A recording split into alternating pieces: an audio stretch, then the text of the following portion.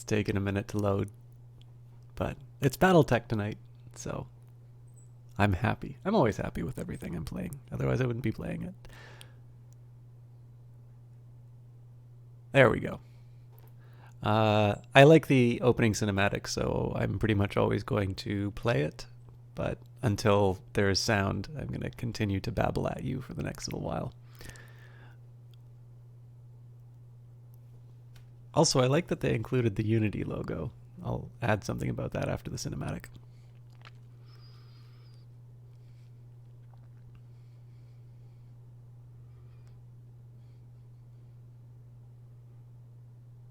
Uh-oh. Normally this is where the cinematic starts.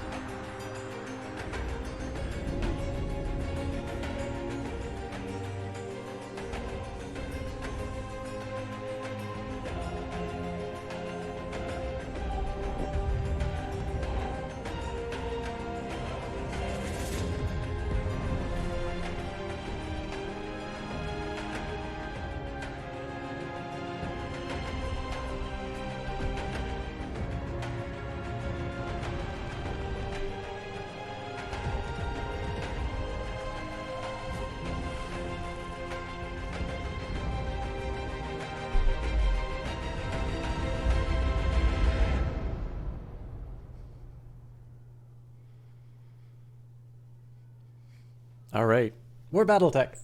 The funny thing is, I'm actually not 100% sure about the story of how the Star League fell. I know one of the...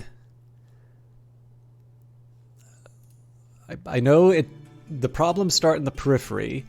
I believe there is an attempted coup from someone who befriends the Emperor or whatever the head of the Star League is called. Hello, Sungif. How you doing? You stepped on a banana peel. Was it funny? I've always been told by movies that that's a funny moment. But yeah, I was thinking a little bit about Battletech. So one of the things that's nice about this, and I suspect probably, I don't know a ton about Jordan Wiseman, who is responsible for FASA and Virtual Worlds and Harebrained Schemes and 42 Entertainment and WizKids and quite a few companies. But this guy seems very good at business, and in particular seems to be very good at producing the kind of thing that makes for a good business, as in something that sort of spins off lots of opportunities to to get a deeper engagement. So, when you're into Battletech, you're probably not just into the video game, or if you are into the video game, you're probably into multiple video games. And maybe you'll take that loyalty and you'll maybe pick up a Battletech novel and you'll learn a little bit more about the world that way. And, it's been a while since you played a tabletop role-playing game, so sure, let's try the Mech Warrior role-playing game, or I guess it's called like A Time of War now or something like that. Oh, you weren't sure how the Empire fell, the Star League fell on the slipped on a banana peel and broke up into the warring houses. That's as good of a theory as I've got. So true to the reason I'm mentioning this is true to what I suspect the intention behind this franchise was. I actually have picked up a copy of the tabletop game. I have played it before. I actually used to have a few miniatures for it. I sort of relied on my friend who had a copy of the rules. It was a really neat looking rule book because there was some really old-fashioned 3D art inside of it, like computer generated art, but it looked so interesting. And because of that, I've actually been reading up a little bit more on how the hobby has developed. And it's kind of neat because you've got the computer games, like MechWarrior 2, I know, takes place during the clan invasions. In fact, I believe in that one you can only play the clans. But then I think there was a MechWarrior Mercenaries, which is supposed to take place during the Succession Wars. And I think that was also called MechWarrior 2, but I think it counts as a prequel. I'm almost certain that game was made after the clan ones. But it sort of seems like probably the most notable one, like the ones that I hear people talking about, or like, I saw Kilgore Trout playing MechWarrior 2. It's kind of why I'm talking about it. Those all seem to take place during the clan invasions, and I know the animated series has the clans in it. Now, admittedly, like Jade Falcon is the antagonist, but that's still there. And I'm sure that there are some, there are some titles which are focused on the Inner Sphere. Like I'm pretty sure Crescent Hawk's Inception and Revenge are ones that are based in sort of the Succession Wars. But it turns out like there is a whole batch of things that have happened in terms of that storyline. So it hasn't just stopped with the clan invasions. There's apparently an organization known as Comstar has this schism, and there's an organization known as the World of Blake, and then there's the Republic of the Sphere, and now there's this thing called the Dark Age because the HPG communications relay is down. And if you don't know what any of that stuff means, that's fine, because I don't either. But it's a really rich and interesting world, and it's kind of neat that I've been given a bit of a glimpse on it through some of these different games, either when they come out, obviously I was a Kickstarter backer on this one, or to sort of go back and try them out. It's so interesting to see that it's more than just the clans. There's probably about 3 or 4 different time periods with their own distinct kind of flavors. And so far as I can tell, you basically have games like this one, which are based entirely in the Succession Wars, and then you have games like it almost seemed, I have no idea if 3, or I guess there must have been a MechWarrior 4. I have no idea if the other MechWarriors other than 2 take place during the Succession Wars, but because I've only played MechWarrior Online and seen MechWarrior 2 being played, it seems like if you're a first-person game, you take place during the clan invasions, because I know that's true for MechWarrior Online. And if you are a turn-based strategy game, it takes place during the Succession Wars. So, but I mean, it's easy to see why Paradox would have picked up Harebrained Schemes, because Battletech alone, like ignoring the fact that there's Shadowrun in the mix, Battletech alone has so many opportunities to just continue developing the world, and whether that's like in the form of Battletech 2 or whether it's another set of DLC, although I'm sure the team is probably eager to work on something else for a while. It really seems to be the sort of thing that Paradox is very good at, which is to finding a really solid foundation to start a game with.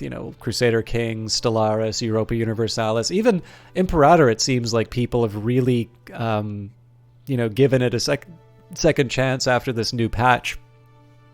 And Battletech is no different. I mean, I think Battletech provides lots of opportunity. It's almost like, I would almost argue picking up Harebrained Schemes in the Battletech franchise is almost akin to kind of Disney picking up Marvel, just the opportunity to be able, I mean, that's maybe overstating it a little bit, because obviously that was a huge acquisition for Disney, but the simple fact that you have so much stuff, you've got such a deep well of content that you can draw from, to me at least, seems to be a really natural fit to the way that the kind of thing that Paradox is very good at. But anyways, suffice to say, I'm speaking so highly of this. I was a Kickstarter backer to this. I did buy Flashpoint and Urban Warfare with my own money, but I was given a copy of the Heavy Metal DLC to sort of for promotional purposes. So if you're thinking about buying it, I think it's great. But yeah, maybe you want to keep that in mind if you're making any purchase decisions.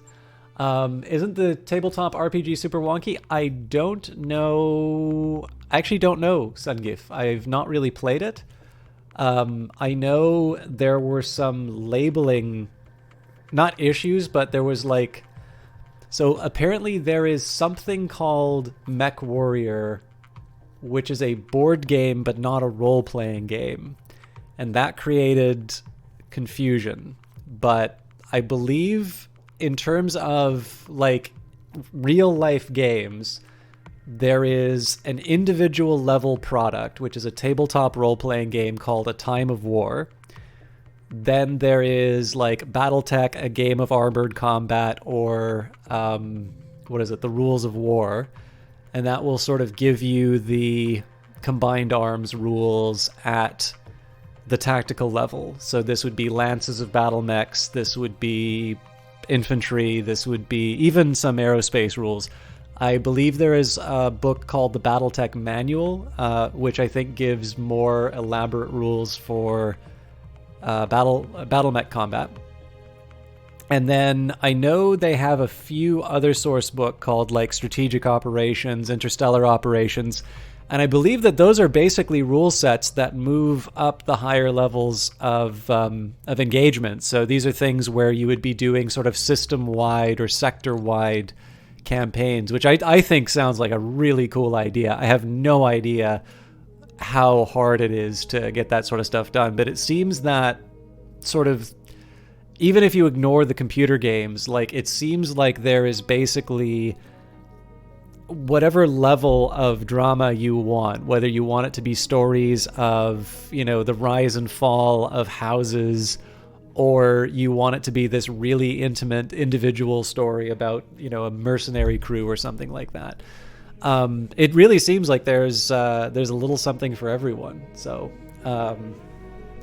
it's probably a bit much to expect that, you start playing the role-playing game and then you just kind of, balloon out the engagements until you wind up, with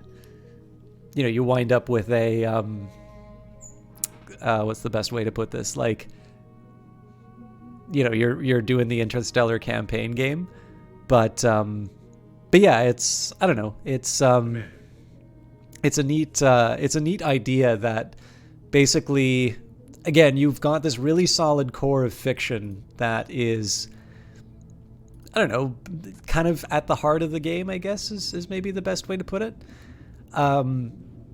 Basically, you're not short of inspiration, and that now whatever part of that world interests you, there is some product that you can use to bring that to life. Whether it's tabletop role-playing game, whether you want to play something where the rule systems are automated in the form of a computer game like this, or maybe you want to get together, make a lance with your buddies and go and play Mech Warrior online. Like, there's a bunch of different ways you can engage with the game.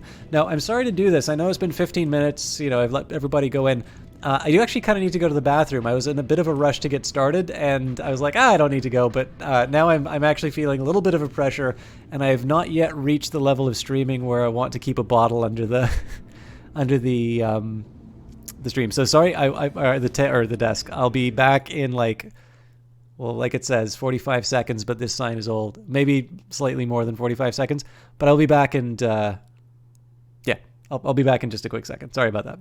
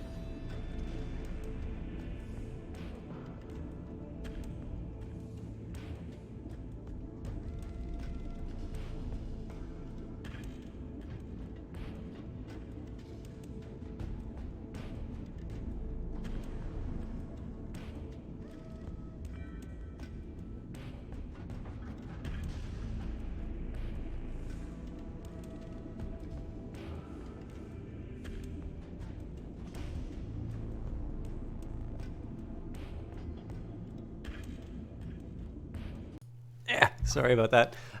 Yeah, you've got the stomach flu. Yeah, it's nothing that drastic, Sungif. It's just like if I run to start the cast, I'll sometimes forget like a glass of water. It's like, okay, whatever. I'll work through it, and then it's like, I feel a little pressure. The force is with me.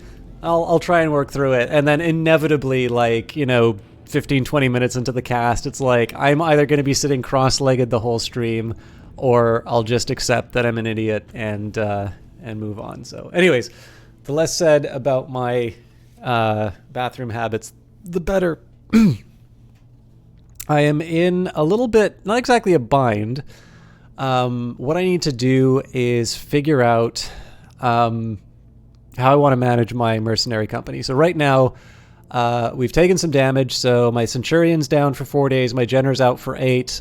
One of my mech warriors is out for 16. We're working on a repair scaffolding, so that's kind of nice because it'll make the blackjack repairs a bit faster. I've got 30 days before the next financial report. Now, in terms of things that I want to do, Liberation on Panzer is a pretty high priority. I might want to make sure that I'm able to do a 2-skull mission. Tag team is the easiest one that I can do. So we have a situation here, and we'd like your help. We've detected a joint task force of Directorate and Taurian units operating openly on the planet. We need you to hunt them down and turn them to scrap. But even if we do manage to find them, our own forces aren't up to the task of engaging that many enemies at once. We'd like you to send a lance to accompany our own team. The two of you can then engage the enemy together and negate their numerical advantage. So I'd love to do this one first, because it does, it's the smaller number of skulls. But the catch is that I am going to be sitting idle while I repair at least 2 of my mechs. And the fact of the matter is I would actually prefer to have the full 24 go by, because it's going to be a Jenner that I get back. But let's see. So it'll be 8 days. 8 days for repairs as a minimum.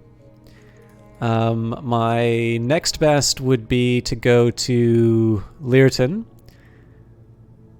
This doesn't pay that much. And then Incomplete Intelligence, which pays about twice as well as Brilliant Minds. And that's a destroy base. That would take 19 days.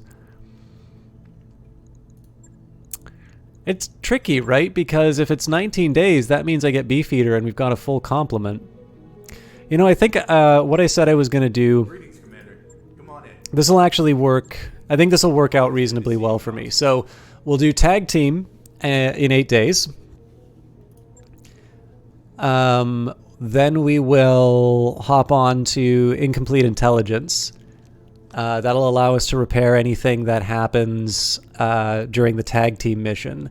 So it'll be 8 days to repair my mechs.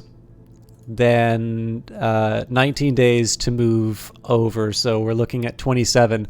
So that should cover me for my costs. I mean, I'm still at extravagant, but the idea here is just to get my my morale up.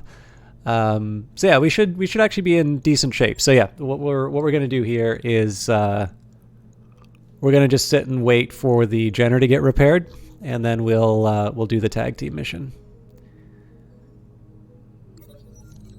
Temporary improvements. Yang arrives at the morning briefing in a foul mood.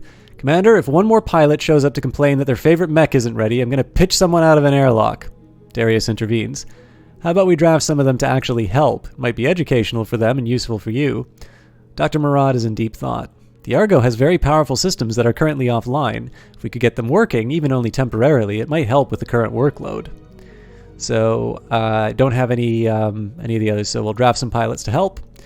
Company gains a +1 tech boost for 14 days. Yang takes you up on the offer, albeit reluctantly. Just throwing more bodies at the problem won't necessarily make things go faster, but if it will shut them up, I'm on board. Later that week, the chief checks in with an update. As I feared, they were underfoot more than anything. He pauses, then bobs his ahead a few times. Okay, it was a little bit helpful, but any productivity increase over the next couple of weeks is going to be from them not bugging me anymore. So that's actually pretty good news. That means we're now waiting 5 days for the Jenner. So Centurion's back, but I'm going to wait for the next part of the equation. Okay. So Mech Bay, we've got So this is Glitch's Vindicator. We've got Behemoth's Shadowhawk. Spider and Blackjack are still getting repaired. This will probably be Decker's Jenner, but I might want to double check the skills. And then the Centurion, which is probably going to be Medusa's. Although we may switch, we may actually switch the people around. I'm not 100% sure yet. Let me just take a quick minute here. I got something a little funny happening on my screen. The frames for some reason are like stopping. So it doesn't want to be at 30. It's at like 29.3 the whole time. And it's really weird. Anyways. So you've got enough mechs. Let's go to the barracks and make sure that my team is ready to go. I'll also be able to decide who's best equipped for the...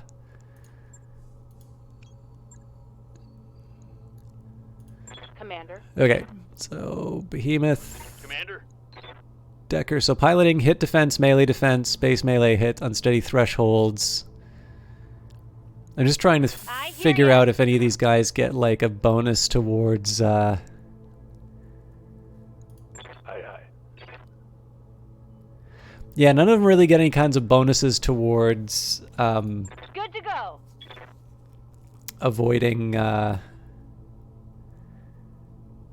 avoiding damage.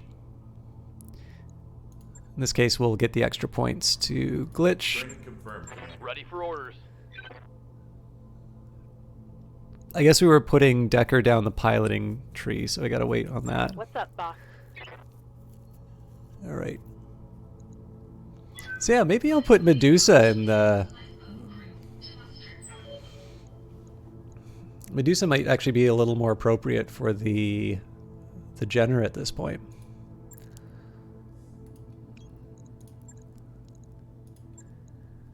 All right. We've come a long way together, old friend, but I fear I have yet another favor to ask of you. Our fortunes are married together. Aid us, and we will aid you, as it's always been. We would not ask this of a lesser ally. So here we basically can cover our monthly costs on the payment alone. We can get some salvage. Now I am going to be doing another mission after this, so it's like I could probably afford to go for a little more scrap, but in this case here I'm gonna just keep the split right down the middle. And part of that is just it's nice to have the monthly costs covered, especially when I'm on extravagant, and you know, just have something a little bit so that my my profits are going up. We used to have 5 million C-bills, but I kind of changed that by buying a bunch of stuff. All right. So I think I'm actually going to put Decker in the Centurion just because his piloting is quite strong. And in this case, Medusa has the sensor lock, so it makes sense to keep them in the... The only other thing that I could think of would be... And I guess I don't get to see the... Yeah, I don't get to see the full details in terms... Or maybe I do.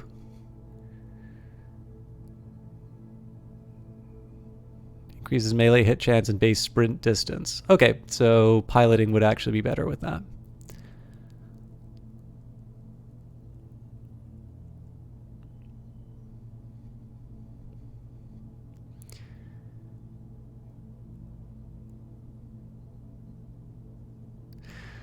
So I was just trying to think if there's anything that could help out in the initiative position, because there's a neat thing that I can do with light mechs, which I haven't really taken advantage of yet. A couple other things I want to double check. So the highest armor is actually the Shadowhawk. So the funny thing is I've been using the Centurion as sort of the screen or like the tank. But the funny thing is that it actually has the lowest armor out of my others. The Vindicator is the one that can afford to take a few more hits, and I've been keeping it in the back. But one way or the other, again, Decker's whole purpose in this is to just run in and get those melee hits as quickly as possible.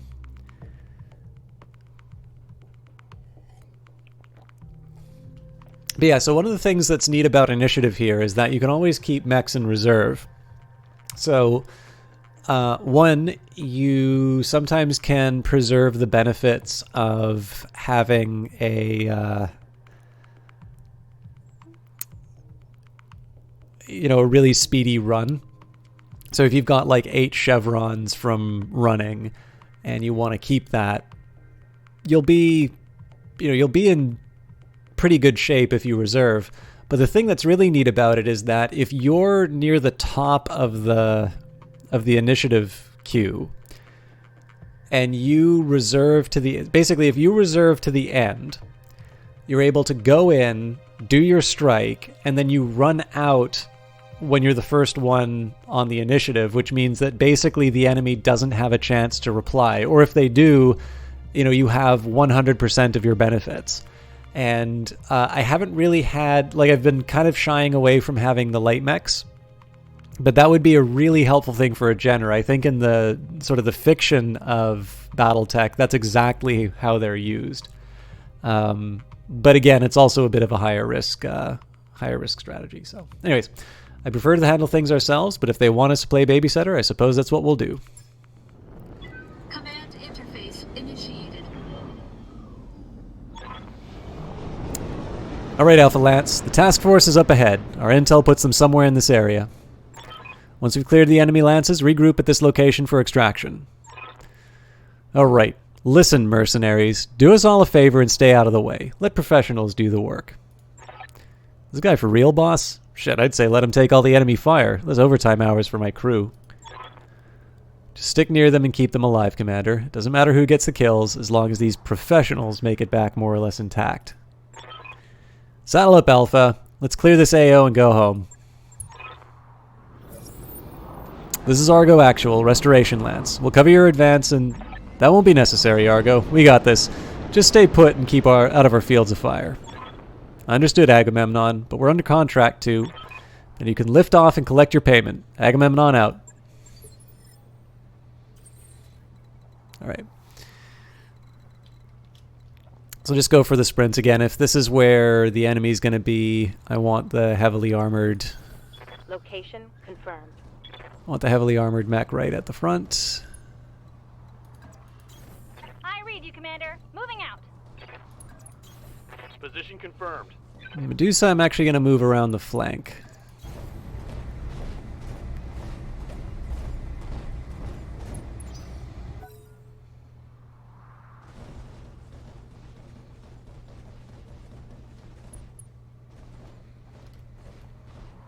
It's actually kind of neat. I don't think I've ever had an ally AI before.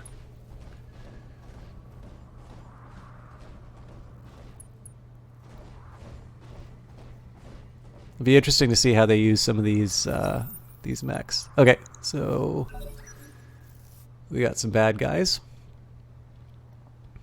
Incoming bandit. Interesting.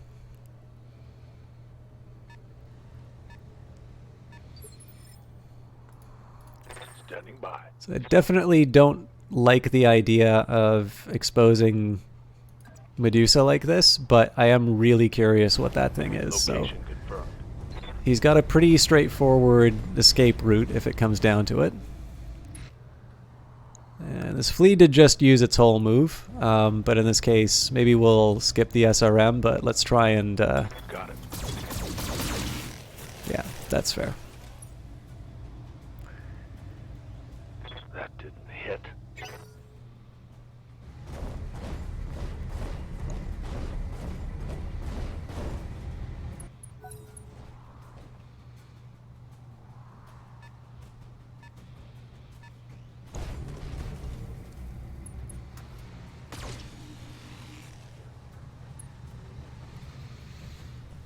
So the problem is a lot of this stuff on the right-hand side is it's not really in my field of vision. So I think we're going to move straight up the middle and try and clear out what we can, and hope the pros are able to handle them.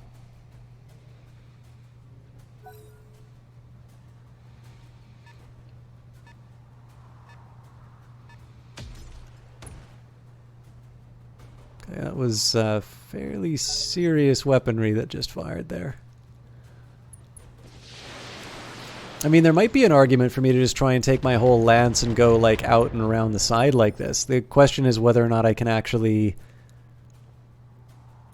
Orders? afford the weight. I think I'll try it with the Centurion, because again, the Centurion's lower armored, so while I want them sort of in the middle with the melee attacks, I'd rather not waste the AC ammo, but... Engaging. Hey, it worked!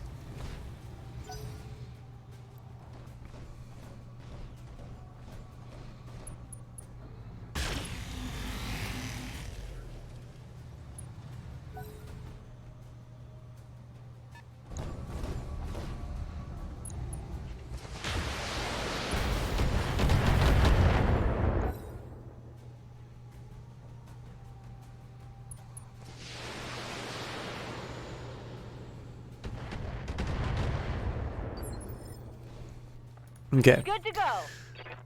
So what I think I'm going to do here is I'm going to move Glitch up. Again, in this case, we're still going to take advantage of all of the... Betcha. we're going to take advantage of all of the cover here. But I'm also going to take advantage of the fact that Glitch can do attacks on more than one target. So LRM goes to B, and we fire the PPC at the Griffin. You get a headshot, and you get a headshot.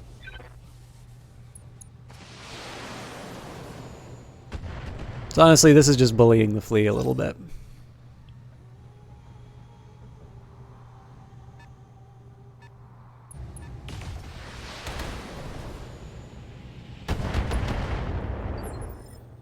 Okay. Commander. So Behemoth is a bit of a tough call for me, because in one sense, I kind of want to have her like in the middle drawing some fire. Although again, the less damage my mechs take, the more these allies do, the less I have to worry about in terms of repair. I think in this case here, there are definitely some advantages for being in forest cover. So what we'll do is we'll move Behemoth up, make sure that she gets the appropriate cover. And now the question is, what's the likelihood of me landing a hit? So slightly worse than a coin toss on that flea, and pretty good on the Griffin. So I think choice is clear. Locking on target. But it does mean I'm going to commit the Centurion to deal with that flea on the side.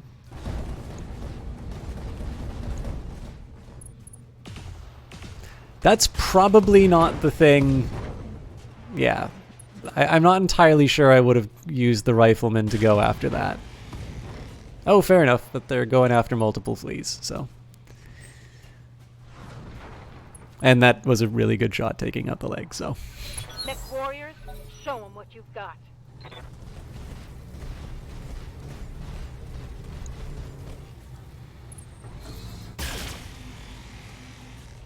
Alright, well, they wanted to hurt my Jenner.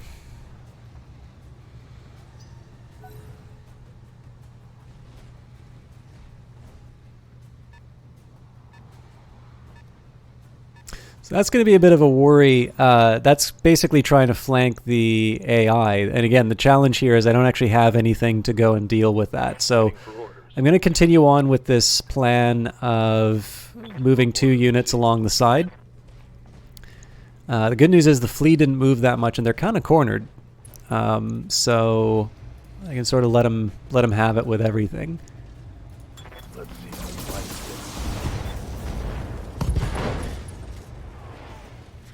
it. See, I don't exactly need a second mech to finish this thing off, but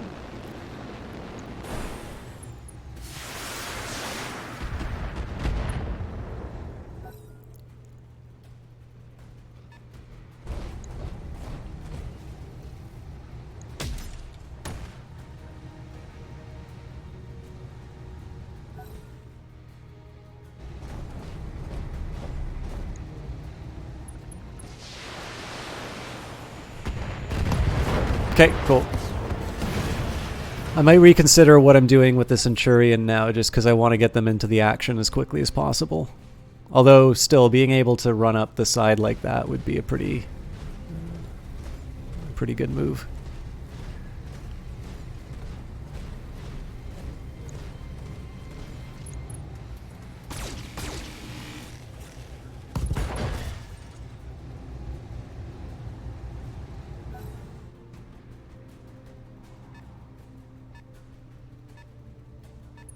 So it looks like they have the same idea.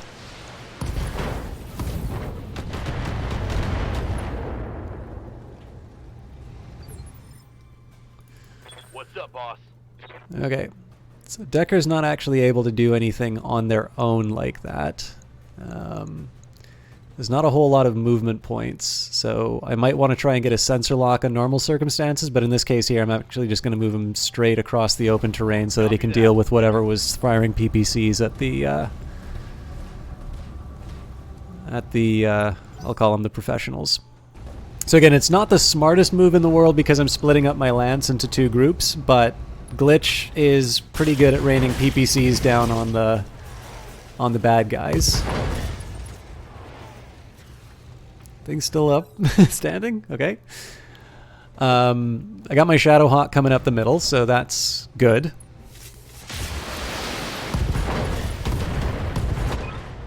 Command, this is Alpha Lance. We're under heavy fire.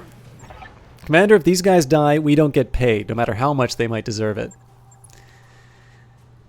Yeah, well, that was a Locust who decided to move exactly one hex his last turn, so I don't feel too bad about losing him.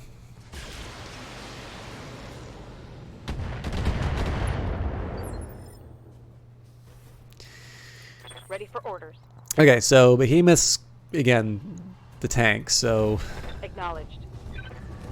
The real question, though, is do I want to try and pop off some of the little guys, like the Urban Mech, or do I want to try and do some heavy hits on the Griffin? I think in this case I'm going to focus on the Griffin here. On it.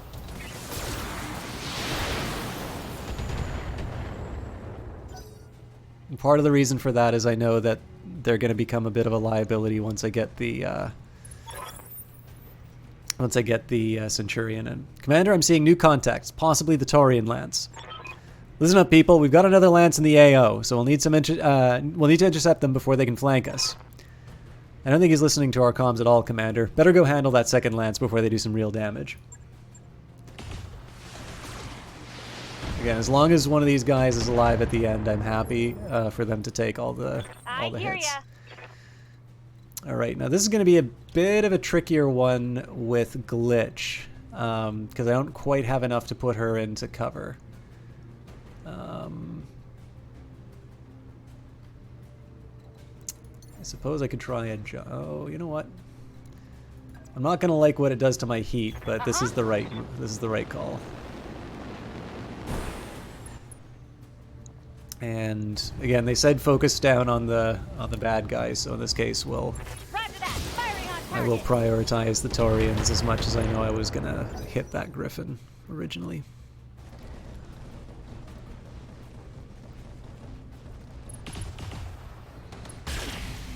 Well, that's good.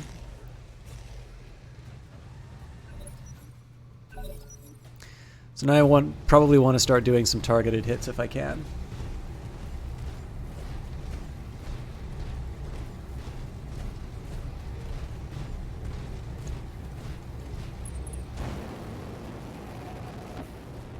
Oh, that's fun. I'm showing minor damage. Scratch the paint on my Shadow Hawk.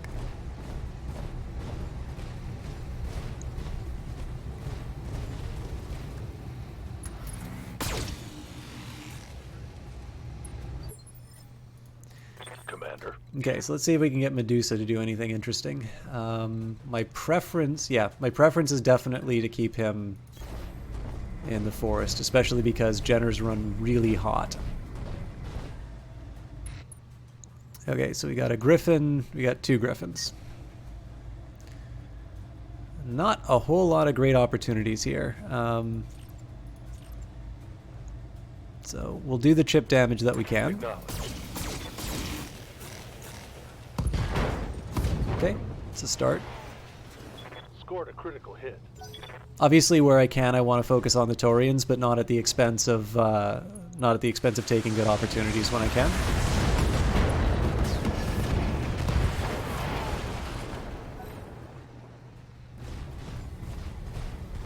So leaving this urban mech up does mean there's a good autocannon that's going to be... Okay, yeah, they went straight for me there. But again, the whole reason for keeping Behemoth in cover is because she gets like a 40% damage reduction for it.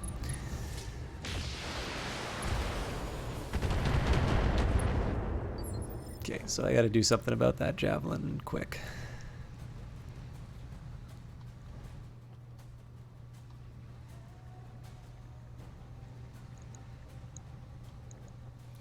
Standing by. I'm really split on... Nah, you know what? I'm going to go for the sprint. Aye, aye. I had a plan. I should try and commit to it.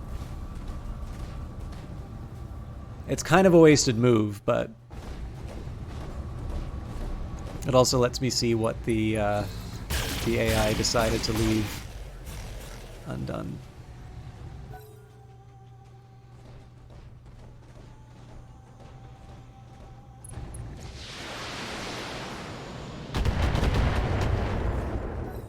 Okay, well, at least that javelin's still standing. Yeah, this Taurian lance that they want me to deal with is pretty tough. And the worst thing about all of this is the AI focused down all of the light mechs, so it's basically just, it's a bunch of reasonably heavy stuff that we're on a toe-to-toe fight with, so this is going to be a bit tricky.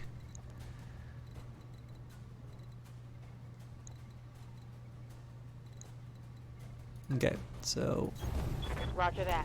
Again, I want to keep her in the woods. I'm not too worried about the locust, to be completely honest. And I can choose the Shadowhawk, the Griffin. Shadowhawk has taken some damage. I mean, this Griffin is a prime target. I think I'm going to focus on this one, and I'm going to hope for the... Ooh. Nah, we'll do. I wanted to go for the lucky headshot, but let's just drill out the center.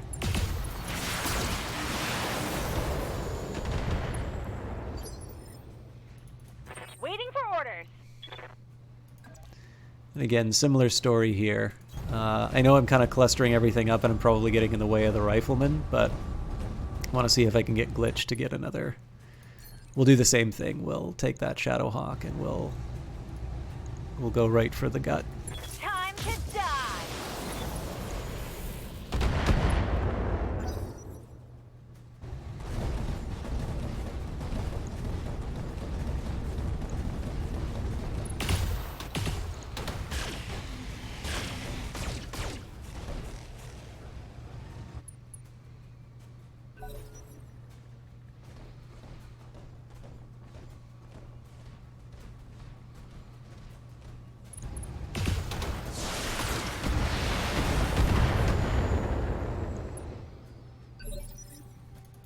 Ready for orders. Okay, so of course in a perfect world, Medusa would be using their jump jets to go in and wreak havoc, but Confirm. we're still running hot, so I'm going to move to the woods. Now, one of the challenges will be that they might feel like they've got a good reply to just run in and murder me, and that would actually not be a bad assumption. Like, the Centurion is definitely something built for close combat. The Griffin, they probably want to be adding some bullets to the fight. But in this case here, it seems going after the Griffin... Actually, you know what? Its PPC is down. So normally I would, but in this case, it's actually lost the weapon that's the threat. So this Centurion... I normally would not be focusing on the Centurion. I probably would have gone for the Griffin first, but this Centurion doesn't have the sort of the bulwark benefit. So in this case, I'm going to fire off the SRMs over the medium lasers. Locked on. So yeah, it's nothing more than a little bit of a tickle on the Centurion, to be completely honest, but it's a start.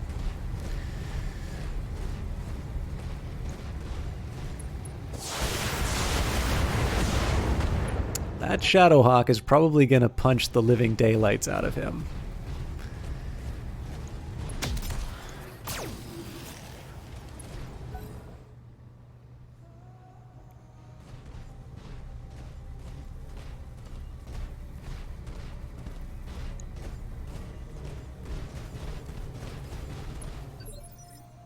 Okay, so Good to go. I would rather not have to use Decker right now, but I do want to put something between my my javelin and all of the other things that want to murder it. So, in this case, I already made a commitment to sort of take on the Centurion, so it's going to be hot Centurion on Centurion action, and we got a bunch of kinetic weapons, so we can at least shake up the pilot a little bit. Hey, the Eyes of Sin, how you doing? And the Exception, all the good people.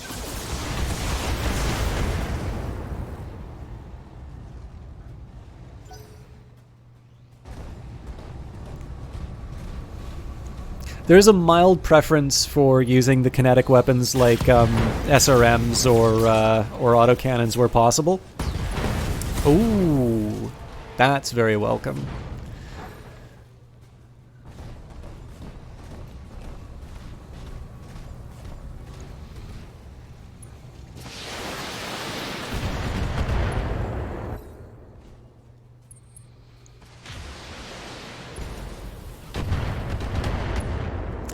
So, notice the number of times that Behemoth has been attacked in her Shadowhawk. What's up, boss? That's what her armor looks like. That's a pretty decent tank job right there.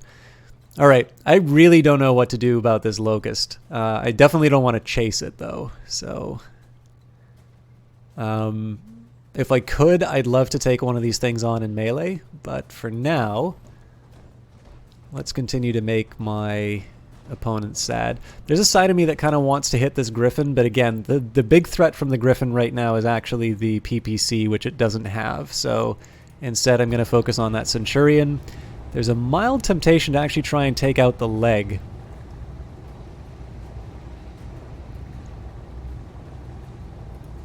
Yeah.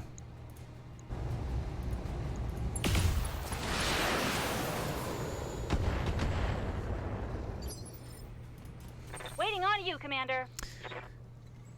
And so the threat here is if I move close like that, this gives the Locust a shot on my rear armor. But that's a risk I'm willing to take On my way. to be able to get a PPC shot on the Centurion. And again, we got some LRMs to add into the deal.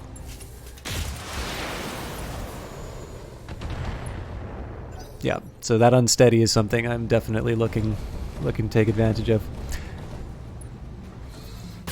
So Amanda got to get some dinner, had some butter, powdered parm, and powdered parm laying around. So you found some pasta in the very back of the cupboard. Oh, that sounds like a very good emergency dinner.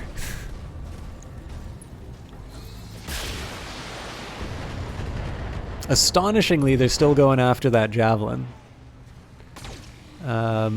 If we walk out of here with only armor damage, I am going to be very, very happy.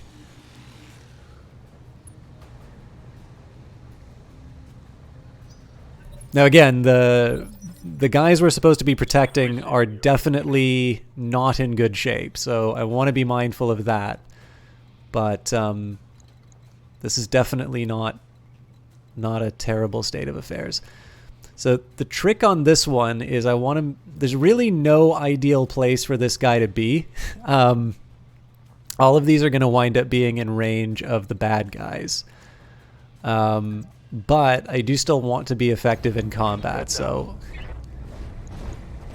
the best I can say, if any of them want to actually try and hurt this Jenner, they're going to have to turn their back on us. And that's going to be hopefully the thing that saves me.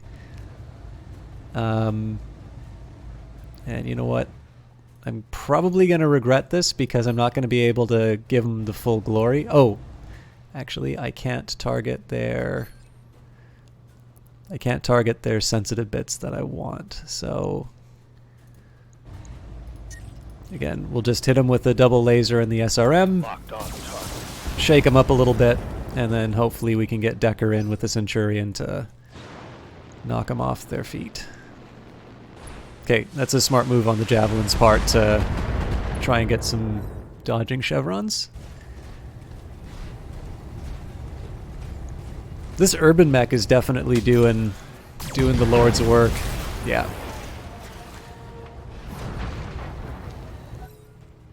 So, I mean, that was something I could have done a fairly heavy hit on and ultimately didn't. And it not single-handedly, but it definitely contributed a lot of damage. Yeah, that's not too much of a surprise that they went for the rear armor there. But again, this is one of my better armored mechs, so it was a risk I was willing to take. Now I need Decker to get in. I need Decker to get into the fight here. And again, this is to put something between that Griffin and my javelin. It's actually not going to quite finish the job because I can only physical attack from these two locations. But it's at least going to get me a start. Putting my weight into it. So again, that's just a flesh wound. It's an armor hit, but they've got to deal with this now, so.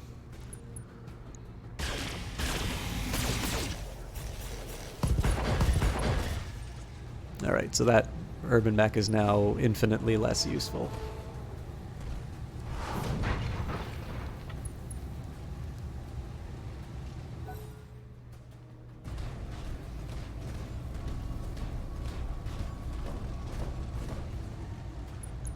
Wow, they're completely ignoring my guys who are all on their flank. Okay.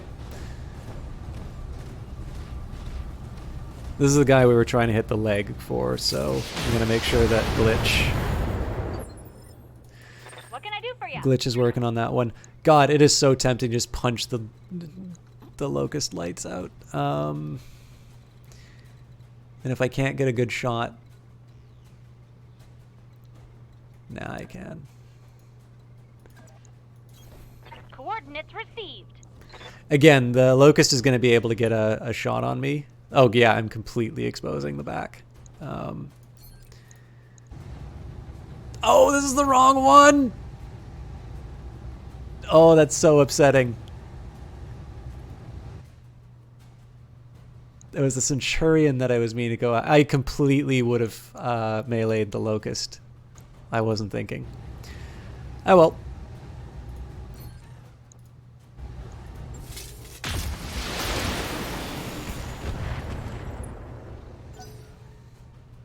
So that's just going to be more rear armor that gets stripped off in the end.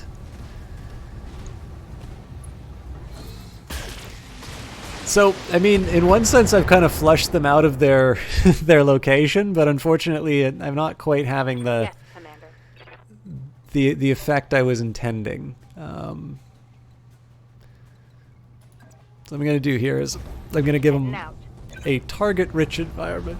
The other thing here is I'm kind of hoping that this locust gets tempted to shoot the rear armor on the Shadowhawk. And again, we were going for the leg on the Centurion, so let's see if we can make that happen.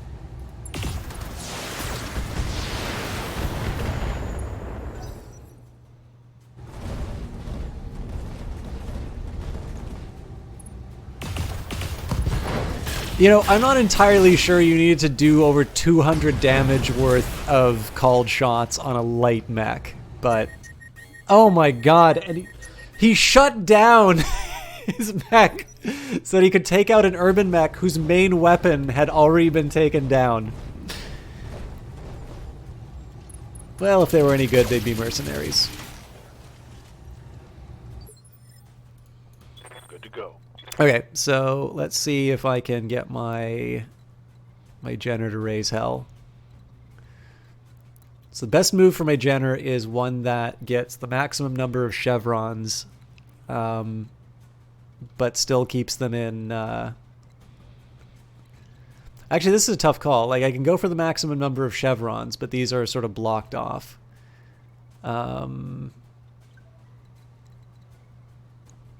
You know, maybe it's better I just focus on that Griffin at this point. It's definitely the closest thing that my it's the closest thing that my Centurion's going to be able to hit, so we'll go for a rear shot on the... Even though it's, I mean, obviously it's already weak on a leg and its PPC is down, we can at least get a piece off the board. It'll be something that the AI is not trying to hit.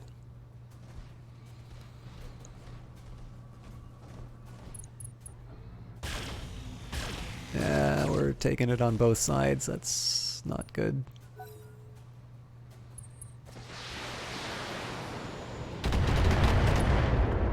Again, I'm completely unconcerned about Light damage. the Shadowhawk Holding being firm. attacked when it's in cover like that. 40% damage reduction doesn't mean you're immortal. It definitely does mean that you can afford to take some hits. Okay. Yes, Commander. First things first, let's ruin that Griffin's day. On it.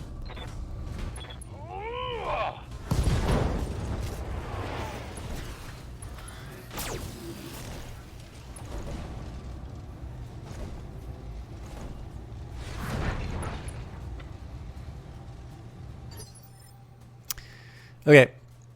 I get a few options now. Waiting for So orders. one would be Glitch gets a call shot on that Griffin. But at this point here, the Locust is genuinely a threat because of what it can do to this powered down rifleman. So in this case, I'm going to do a behind Got it. physical attack on a light mech.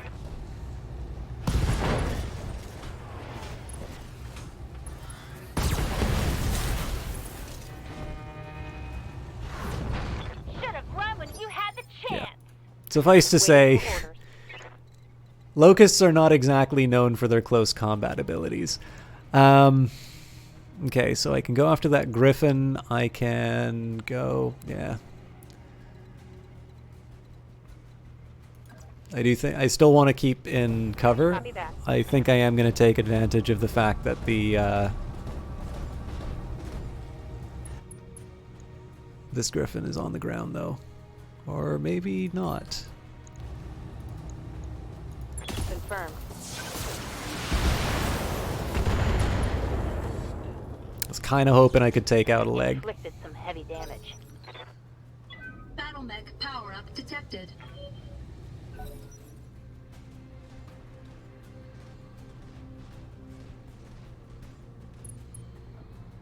It's definitely looking for a fight, but I'm pretty sure we're going to be able to take him down before. Yes, Commander. So the real question here is whether or not I want to try the physical attack or if I should just hit him with everything that I've got. This is a rare chance for me to get some extra heat reduction, so in this case I'm just going to run up and step on him. With luck, I'll get him in the center torso. No, I will do nothing of the sort. So I might make Decker the next one just so we can stomp on him again.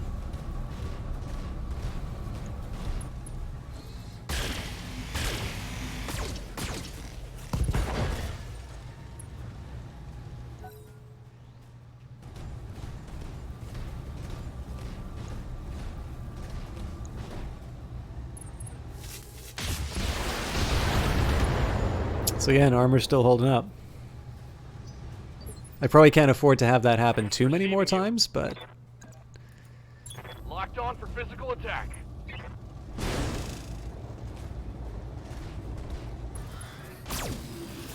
we keep hitting him in the armored spots.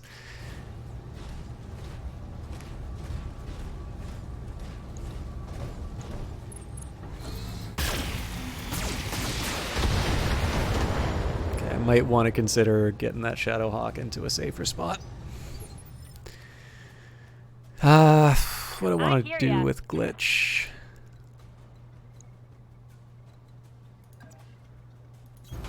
Uh-huh. So I'm mildly curious if I do a multiple target. Okay, I do not get to pick the location. Well...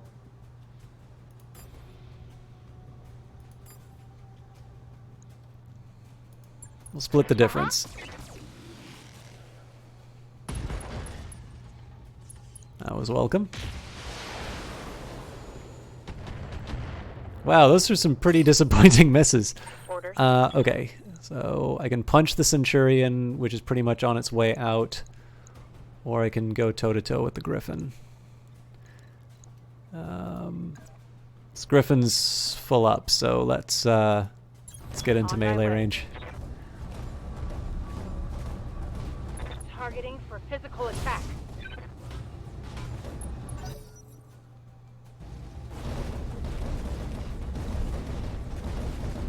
I don't have very high hopes for Agamemnon at this point. You are very welcome to bring politics here, Eyes of Sin.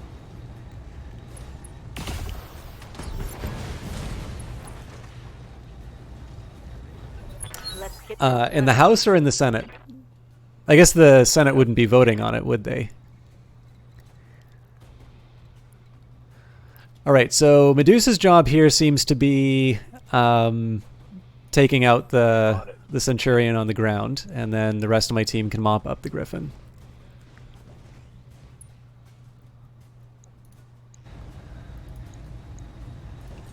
So this will be just a straight-up alpha strike on the center. Firing. All of them.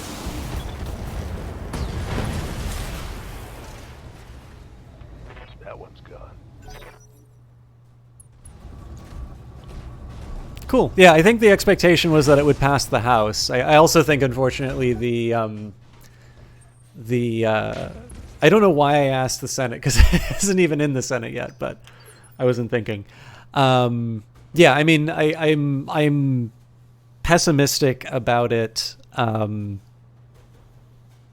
resulting in conviction in the Senate, but that doesn't mean, clearly it is not good at all if it can't pass the House. Obviously we leave it. I mean, if the Senate decides not to do anything about it, it's their job to explain it. So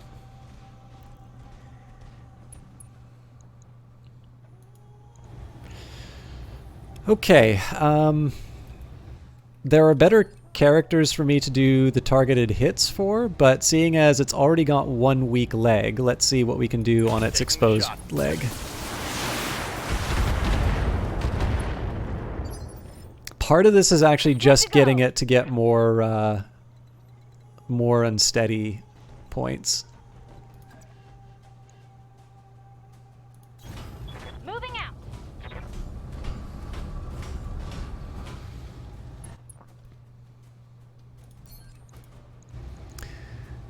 So this one would knock it over. This seems kind of a no-brainer. Go. All right, fair enough. So we'll just do another punch, and that'll at least knock it on its back.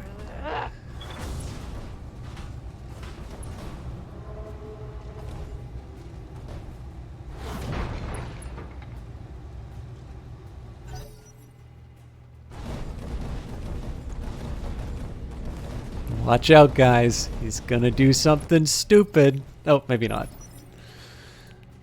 Orders. All right, so again, my hit and run guy, if I can get him to hit and or run, so much the better.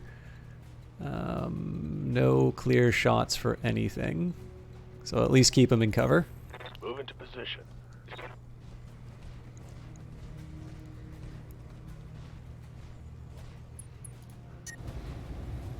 I'm not quite ready to overheat for this, but we can at least take out the weak leg. We could try to take out the weak leg. I think I hit something good.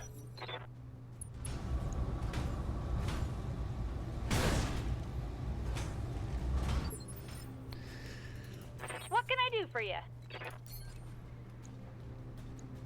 So again, at this point, I just want to do as much damage as possible before this thing stands up. There's more where that came from. Waiting for orders. This is going to be very embarrassing if we don't take this thing out this round. Affirmative.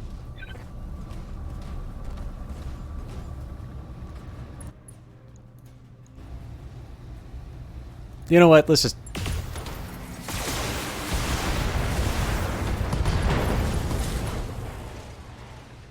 Mech destroyed.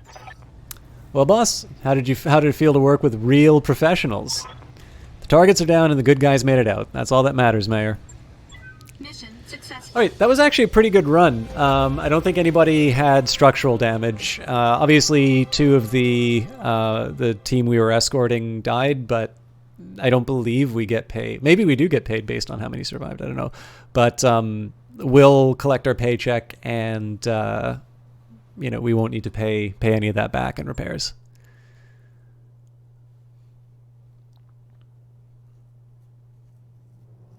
Oh, I was meaning to say something earlier. So for those of you wondering about Six Ages, I was actually going to try and play that tonight. The only thing is that I don't really like the way I was feeling about the combat, and especially after Reflect. So I started up a single player game on my own, and there's a few more things about the combat that I kind of understand now that I wish I knew at the time. So one of the things I'd like to do with Six Ages is to sit down and spend some quality time with the manual, and then come back to the game when I feel I'm a little bit better prepared.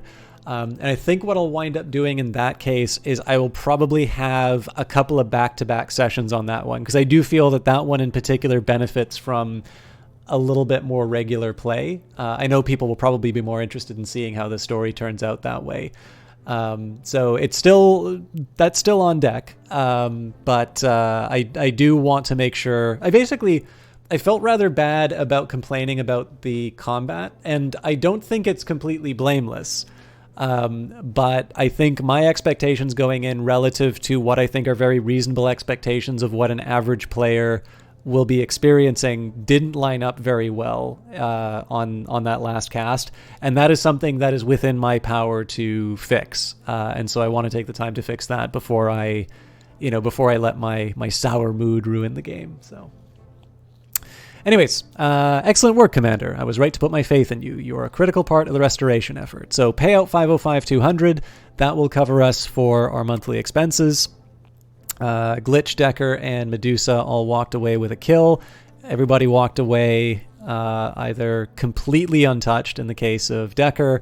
Behemoth. So again, you can really see the benefit here of that Shadowhawk being in cover with her bulwark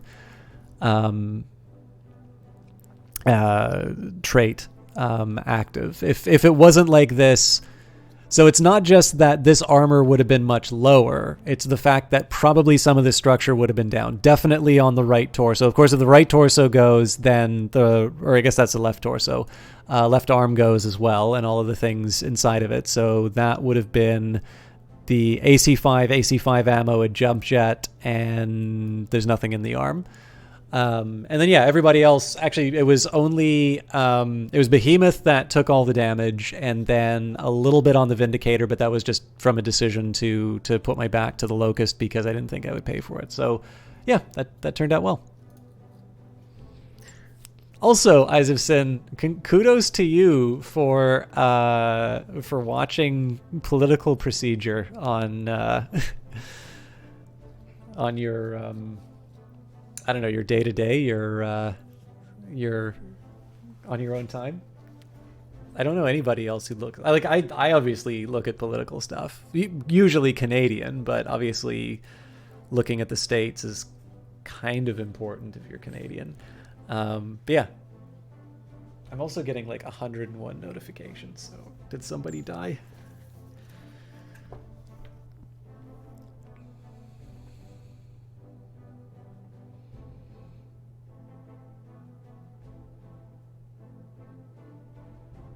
Yeah. Just telling me what Eyes of Sin already did. Cool. So, again, my inclination is always to finish what I have. So in this case, it's Flea 4. The Flea's uncommon Flea 4 model packs a powerful punch for such a tiny mech, that carries extremely light armor. It relies on speed and hit-and-run tactics to keep it alive, but one good hit is all it takes. So, lasers and machine guns, basically. Griffin is the heavier of them, so sniper and fire support. Griffin 1Ns use their jump jets to stay at range and pelt their opponents from relative safety. 1Ns can run hot if they spend all their time bounding about the battlefield taking pot shots, though. And again, laser. It's actually not bad. It's not a bad mech altogether. Shadowhawk. The Shadowhawk 2H is a perfect example of a jack of all trades. It supports weaponry for all ranges, has respectable speed and jump capability, and mounts decent armor. This comes at the cost of excelling at nothing in particular. Okay, so a few options for mechs. Large laser looks tasty, as does an AC5. Honestly, yeah, let's finish off the flea and let's at least start a Griffin. I may not be able to get much else out of it. Actually, a laser-based Centurion would be kind of cool too. The AL variant of the Centurion tends to trade the larger burst damage of an autocannon for more energy weaponry and heavier armor. ALs can take incredible amount of damage for their size and still pack a good punch. I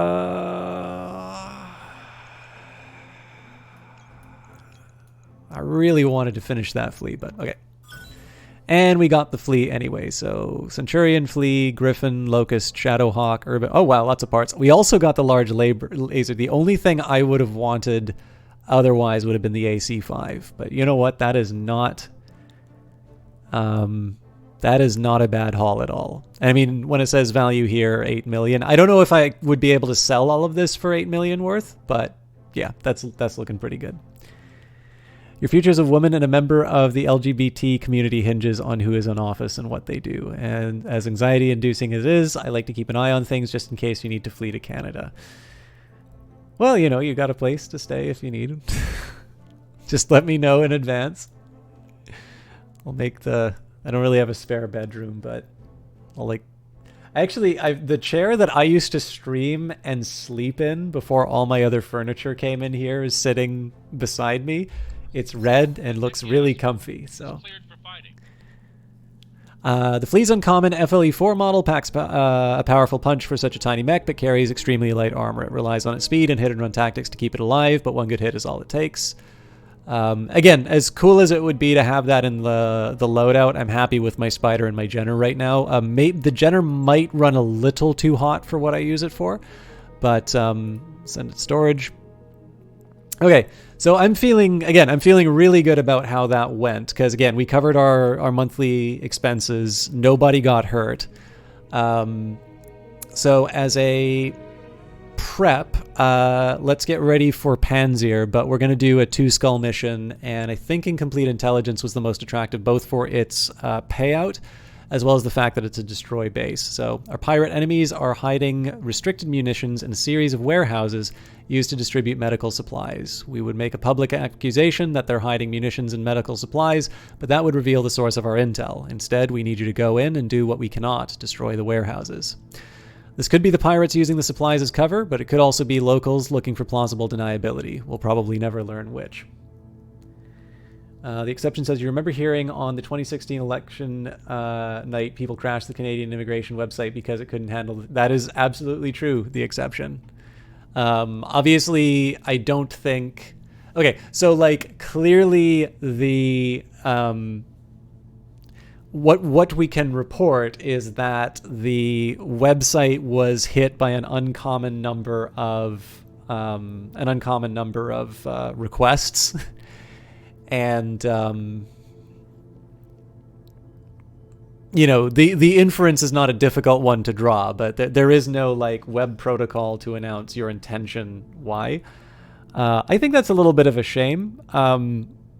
It's very clear that election... I mean, everything about this presidency is incredibly unusual, and people do need to treat it like the aberration it is. But... And this is easy for me to say, you know, as a Canadian. But I mean, the guy we had in office a while ago was definitely somebody who people felt very uncomfortable with. The guy before Justin Trudeau, Stephen Harper. I've always felt really bad when people feel like the political results of their... Like, basically, the outcomes of the elections are the sort of things that make them want to leave the country. Because I've always sort of felt that being active in your country's public, like, whether or not you're an actual elected figure, you know, whether or not you're in public life, but just, like, having some kind of civic participation beyond voting in an election, caring enough and understanding that even if your guys don't get in, that there is still a role that you play. I've always felt really bad that people feel their situation is so hopeless, or that, the alternative side getting in is such a catastrophe that they need to go to another country. It's always a shame, because even in the case here, right, the hope, and it may be, naive of me to say so, but especially on, election night where there's such an upsetting result like that, my expectation, if I were an American citizen, would be that the institutions of the country are strong enough to withstand a figure like that. Now, whether or not that turns out to be true is a whole other question. But, in the case of Canada, like, I have very rarely ever voted for a party that ultimately winds up forming the government. But that hasn't stopped me from voting, and I definitely feel, to whatever extent I can, that I'm still able to participate in my country's government. Even if there's people who I don't like. I'll be honest with you, like, I don't particularly like Justin Trudeau. I don't think he's bad. My inclinations probably do run liberal overall, because our Conservative Party has definitely taken a little bit more of a harder right turn than I want it to. But I would also say the Liberal Party has maybe taken a little bit of a harder left turn than I would normally want. So, my options aren't really great here. But I mean, and my issues with Justin Trudeau aren't so much like the left versus right thing. There's a few things just individually about him that don't quite work for me. But again, like, the thing is that one of these people is going to become the next prime minister. And because there are other things that happen, like, even in Canada, our system is such that if a party has a majority, which it doesn't actually have right now, in theory, you can do whatever you want, right? Because your party has, the majority of seats, and generally every vote is a whipped vote. Well, every vote can be a whipped vote. And so in theory, you can just ignore your political opponents. And yet, even with a reasonably strong majority, some governments have actually found it very difficult to pass legislation. And I think this is the thing, that it's easy to get people to go out and vote because of this one message, this is the most important election of your lives. And like every single election, you wind up hearing this. It's really easy to get people on this message that, this is the one time that your voice matters.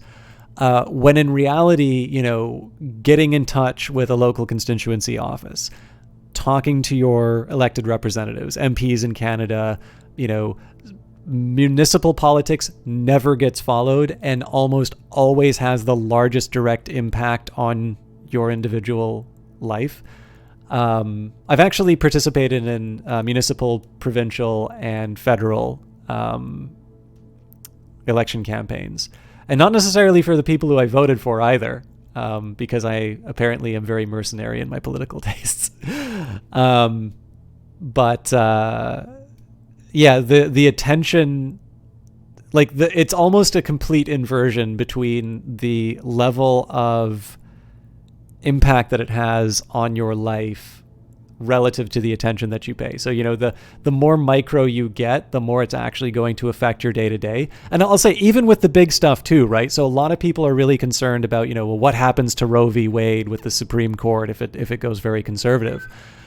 But you can also make access to abortion really difficult, just by simply determining where the clinics are, right? Any medical procedure, if you don't have the capacity for it, it doesn't matter if it's legal or not. And in Canada, healthcare and education are two things that are managed by the provincial government, not the federal government. Now, that doesn't mean the federal government isn't important. I mean, foreign policy, national defense. Then, of course, there's, the broader questions. There's plenty of important responsibilities that federal governments do take. But yeah, I've always definitely felt that I understand completely why political parties want people to focus so much on E-Day, because of course that's what determines who is forming the government. But the fact of the matter is that I have always felt that voting is the bare minimum of what you can do. And I realize it's also very hard to get people to vote. So it's yeah. Anyways, there's my civics sermon for you. I don't think I said anything all that interesting, but there's my opinion that you probably never wanted to hear. We've heard you're a competent mercenary. We've been having some trouble lately, and if you could resolve it for us, we'll ensure that you're paid well. If not, so be it. So again, this is hopefully 404,000 for the kitty. By your command. And this is going to take a while because we're on our way to Lyriton, but that just gives Beefeater a chance to heal up.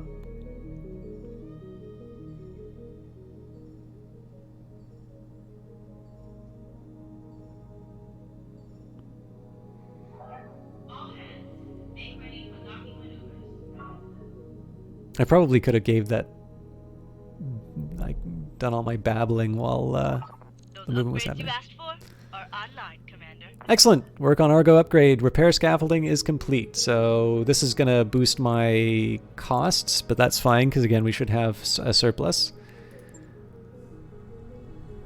Training modules looks really tempting. Oh, nope, but we need power conduits. Okay, so recreation also requires power conduits. What about mech bays? Pretty much everything requires power conduits, it looks like.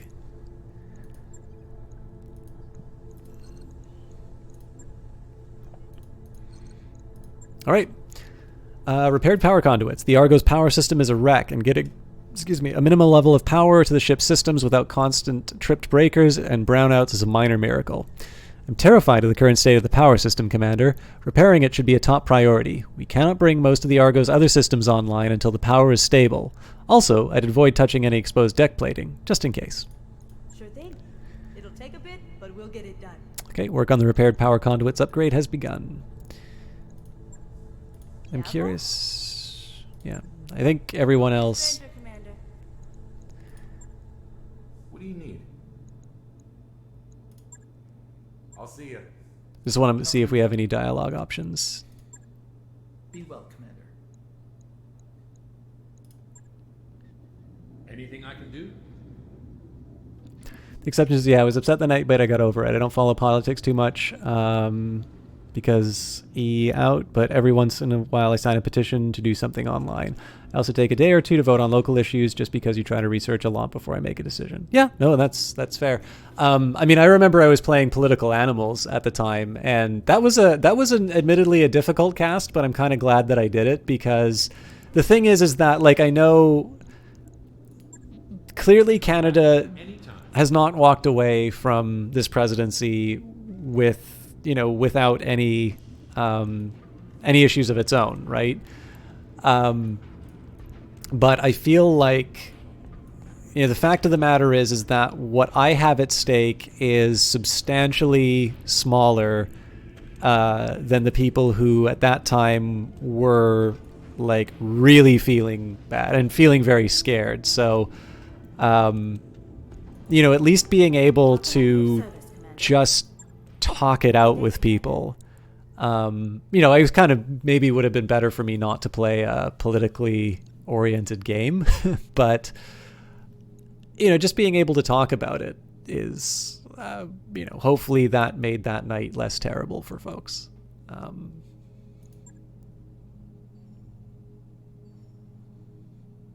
again, like, it's fairly obvious that I don't like who the president is.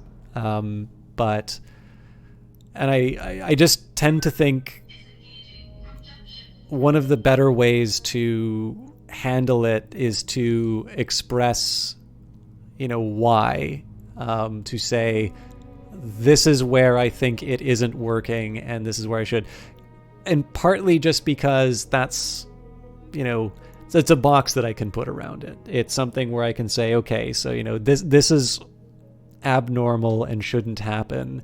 And this is, a policy I don't like, but is not unlike what you might see under some other Republican, administration. Because in the end,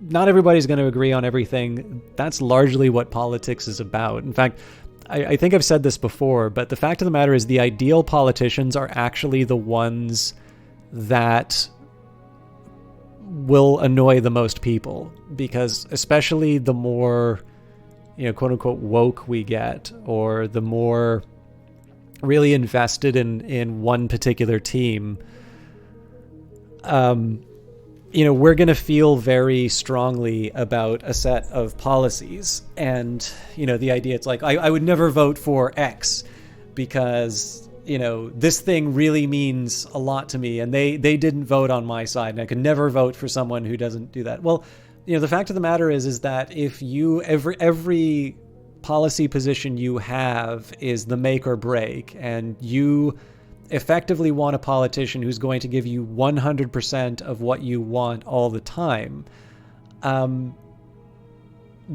This is kind of why we have the governments that we do, that in some cases are finding it very difficult to get things done. The fact of the matter is that someone who is able to bring some kind of consensus, which means that there's going to be sort of some give and take. These are the people who are not necessarily going to make everyone happy, because of course there's going to be compromise. But I do think that they're actually the most effective governors, because of course it means that they are able to see all of the interests and, and get things done. My favorite Canadian Prime Minister is a guy named Lester B. Pearson. And I was talking about majority government. So for those of you unfamiliar with Canadian government, we vote for a member of parliament. So Canada is divided into a number of ridings. And I think it's 338 now, but I might be off on that. I actually think the number's gone up. But anyways, we've got a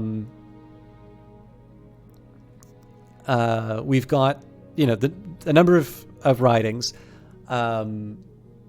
It's a first past the post system, so the person who gets the most votes in that riding is the elected representative.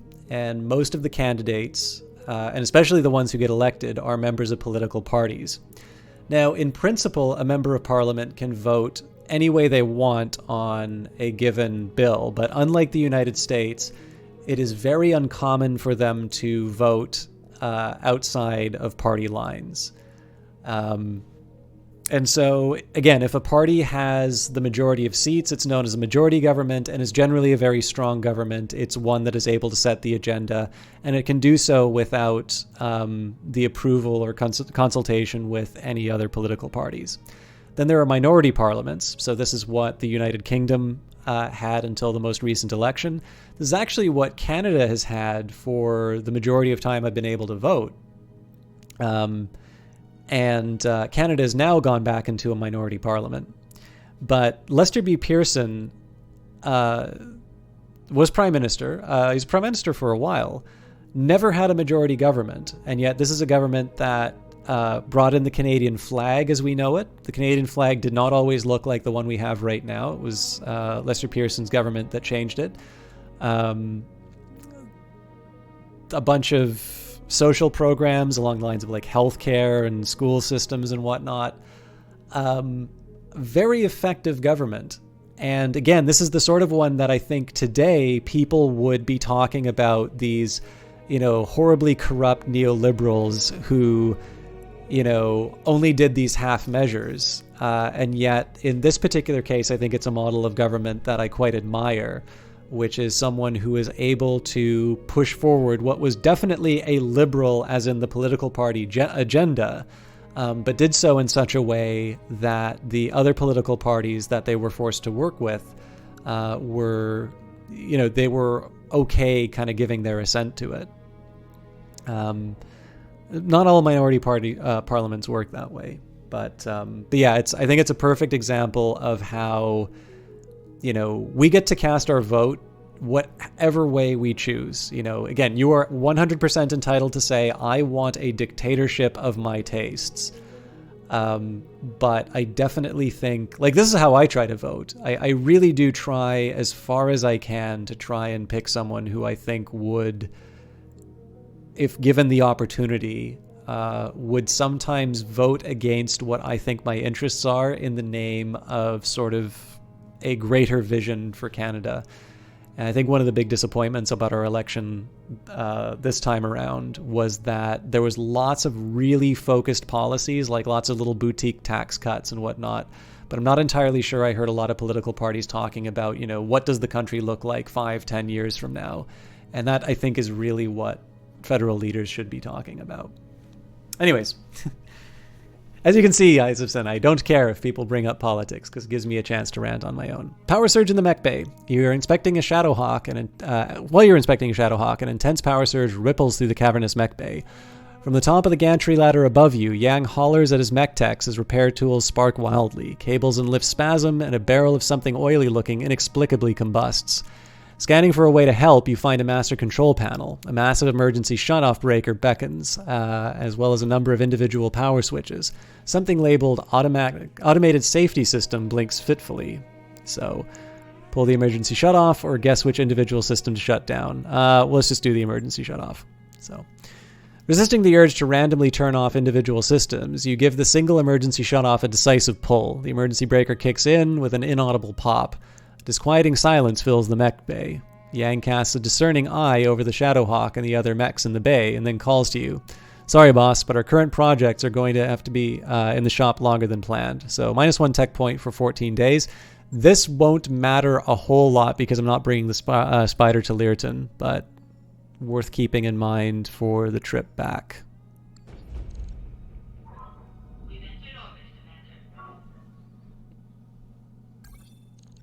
We ride at Learton, Commander. Ready to proceed with our current contract? I'll say not yet, just so that I can make sure that my mech warriors are up and running.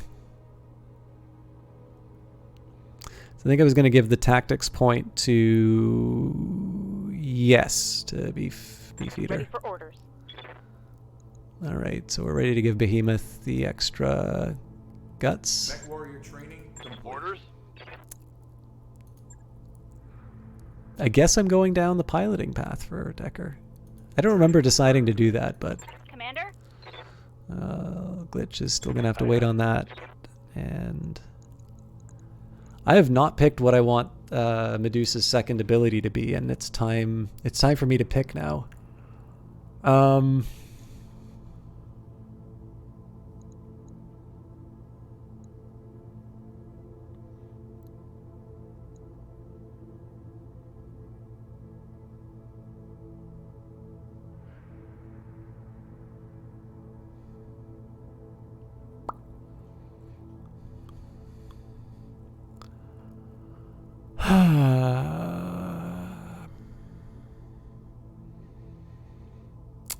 I mean, the extra gunnery never really hurts.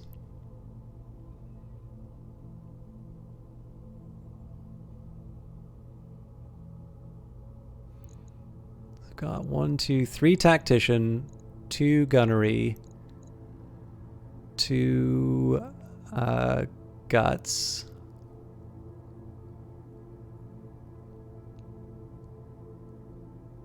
Wait, do I have that right? No, it's piloting. Okay, so we've got 2 piloting, 2 guts, 3 tactician, 2 gunnery.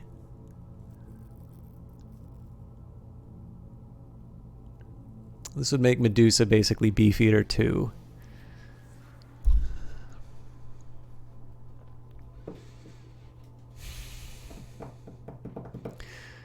Sure footing sure is a nice one to have. But putting the extra guts in gives me the higher heat threshold. Ah, here's the better question. Okay, so I'm going for a tactics point for Beefeater. So top tier tactics. Yes, Commander. Top tier guts. Ready for orders. top tier piloting, top tier for gunner. orders. Okay, so I've got For orders. everything covered.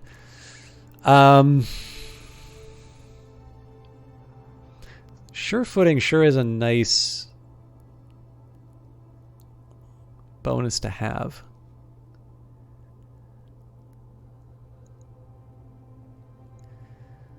So is multi-target.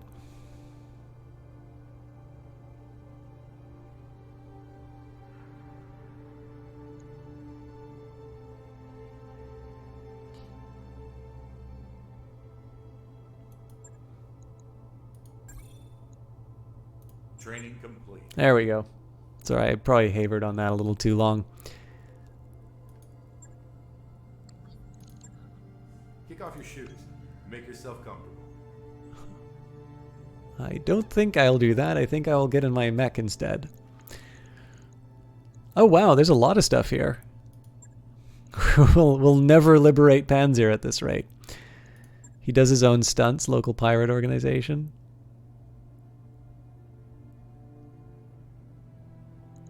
Wow.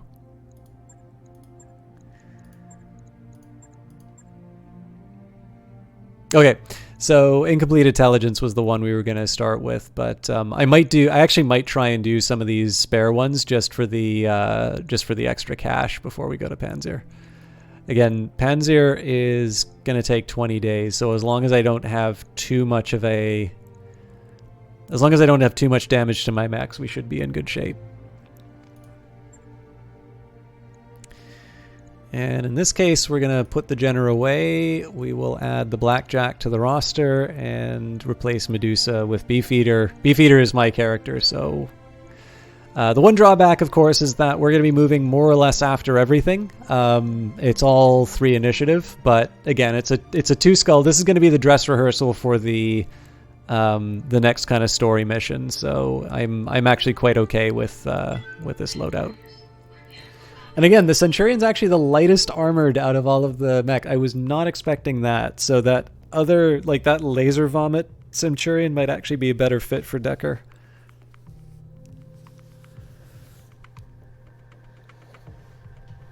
I also need to get a little bit better at remembering my weapon ranges because I feel like I can be getting some better to hit chances. By the way, what do you guys think of this game?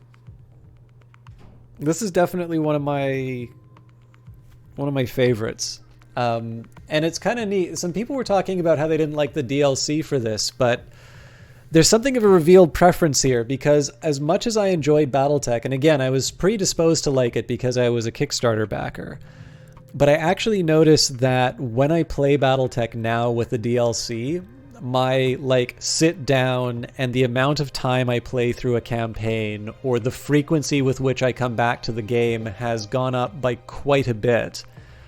And again, given the fact that I have lots of games to choose from, I tend to notice stuff like that. So it's actually one of the reasons why I say I like 6 Ages a lot, because whenever I finish playing 6 Ages on stream, I really want to go and play it. It's actually one I kind of wish I put on my one of my mobile devices, because it's one that I can see myself playing,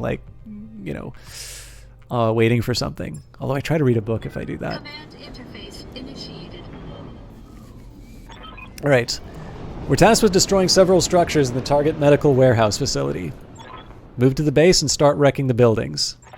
Be wary of any pirate defenders and additional patrols in the area. Good hunting, Commander.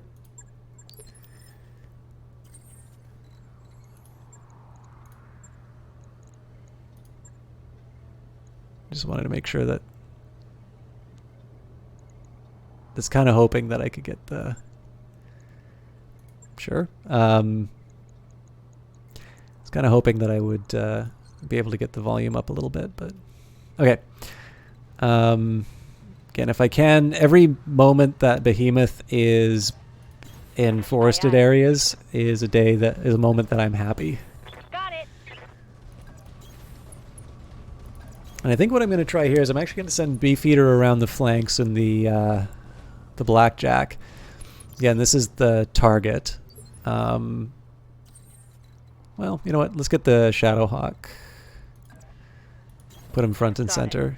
I might change my mind depending on what we find. Hostile on sensor. Okay, so actually it does make sense for me to take the Blackjack around the side. My Blackjack does tend to run a bit hot, so yeah, putting everybody in the woods.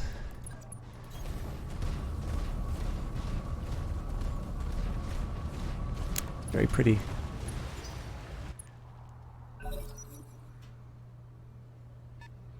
Ooh, it's a light. Now that's interesting. So that's a light mech that didn't actually move that far. So I'm going to try and abuse that. It looks like they did decide to go for entrenched. But now there's an important thing for me to remember here, which is I got my pair of autocannons, but they do the recoil that they suffer. If I just keep using them every round, my accuracy actually falls down. But again, it's still going to be an alpha strike because I'm in the water. This is the whole reason I went into the water.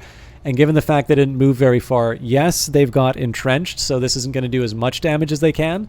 But I'm still going to be able to get a nice hit on this light target.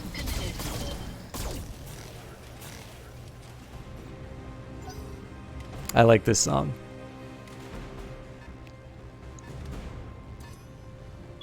Warning. Enemy sensor lock. Looks like somebody's mad at Beefeater. Okay. I am actually slightly tempted to... You know what? I am going to keep these guys in reserve because I want to see what this unknown mech does. Reserving action. This looks like... I'm pretty sure this is going to be a heavy. Interesting. Okay. Now there's going to be turrets in play as well. So I'm going to need to make some decisions here. Do I want the advantage of...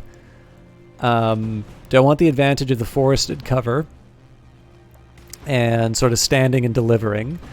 Or do I want the potential benefits of evasion? I think in the case... Receiving you. I think I'm going to take Glitch. In Glitch, I'm going to keep her in the woods. Special delivery!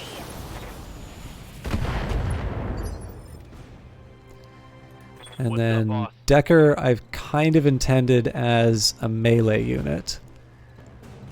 But the dilemma here is that I'm not actually able to get... So I was hoping to get into the water. The marsh, units within the marsh gain 50 stability damage reduction from all attacks.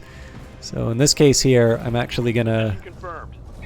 This isn't great because it does mean that Decker's potentially attacked by two targets here, and then the javelin might pop up to do some damage. But in this case, I want to just throw what I can at the catapult before it becomes too much of a problem. Engaging with target. And I think dealing with... I kind of have to deal with the hand that I've been dealt. So in this case, I'm going to take Critical hit. Behemoth and the Shadowhawk, Waiting for orders. and we're going to get her to run into the... We're going to get her to run into the water, and this is going to involve... taking some damage. But I'm going to try and maneuver her in such a way that I don't pay too heavily for the attack. Targeting for intelligence. See, I was hoping we'd be able to take one of the torsos so that the They've got a sensor lock on me. the LRMs would get hit. But yeah, anyways, basically the aim with Behemoth is going to be to run straight at the catapult. And that'll hopefully give me a bit of cover from the turrets.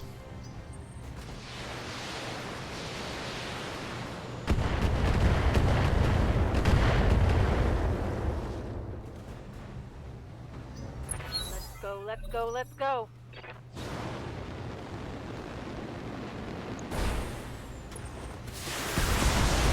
Oh wow, they really want her. All right.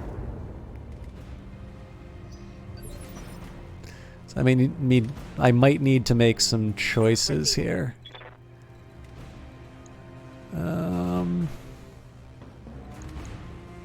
God, this is really tempting.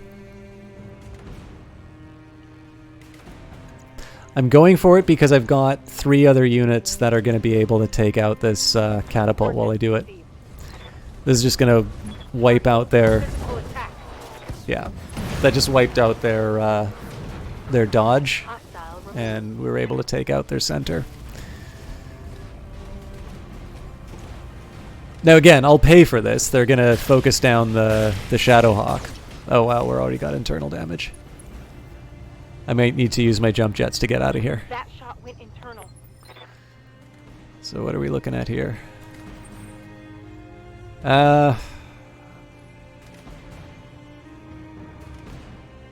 It's an LRM and a laser that I potentially lose off of that. And I mean, it is 58 structure. There's not a whole lot. Commander? There's not a whole lot of good that comes out of that. So here's what we're going to do. We're going to get Beefeater on catapult duty. Yeah, we're refiring. I think I'm just going to double up again. At this point, I'm just trying to output some damage rather than doing any particular moves. I also want to try and present these guys a second attractive target, so we're going to move Decker and the Centurion up.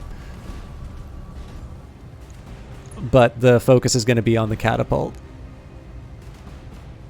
And for this one, I think I'm actually going to do the precision strike on the leg. Target confirmed. It is!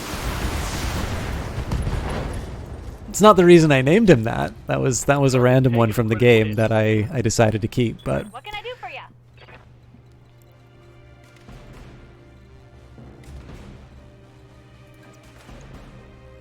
Okay, that's a nice chance to hit with the PPC. If I can knock the catapult on its ass, that's best. But man, there's also the alternative of just taking the thing out with the torso. Okay, well, you know what? It's not going to be enough to... it's not going to be enough to take it out one way or the other.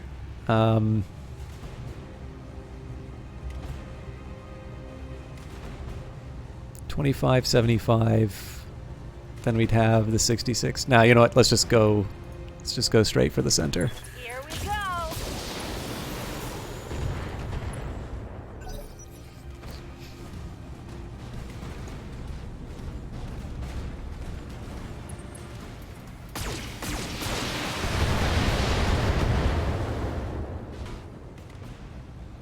Reporting major armor loss. I've been sensor locked.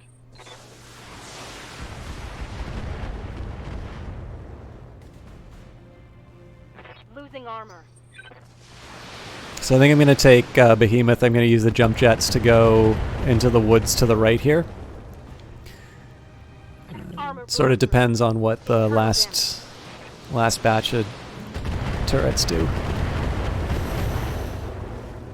Okay, we didn't lose anything. Ready for orders. But, as you can see, I need to get them to safety immediately. And you know what? I actually changed my mind. I'm obviously not going to be able to completely clear the danger, so I can at least put myself in a more evasive position. And I think we go for On it. the center. Cool. Enemy down. So the hope is the Centurion's going to create a tastier target.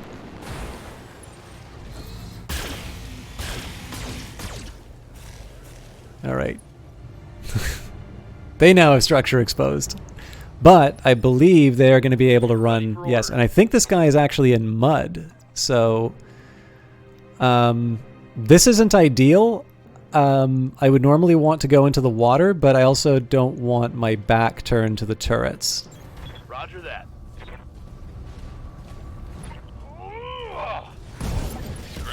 Oh!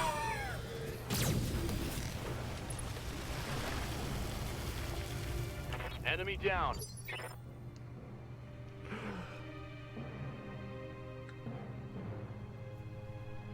I'm just going to take a moment and savor that.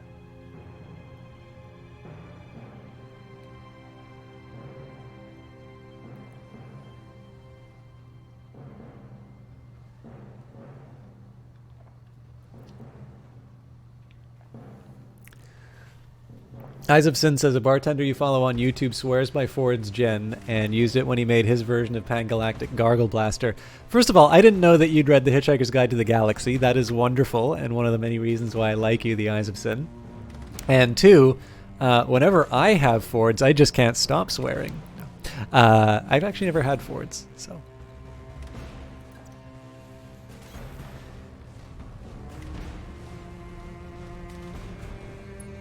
All right. Again, try and take out as many of these turrets as possible. My chance to hit keeps... Engaging target. Enemy structure. That's funny. Apparently, I hear I ya. completely failed to strike the target, instead hit the hospital. That's fine. We'll, again, we'll focus on the turrets that we can. And ideally the ones that will potentially... Are you serious? Okay, Nah, you know what? I'm not going to split my attention. I'll just accept that I made a mistake, and... Not quite enough. Both because it's a good gin, and because it fits with the theme, which is a pair.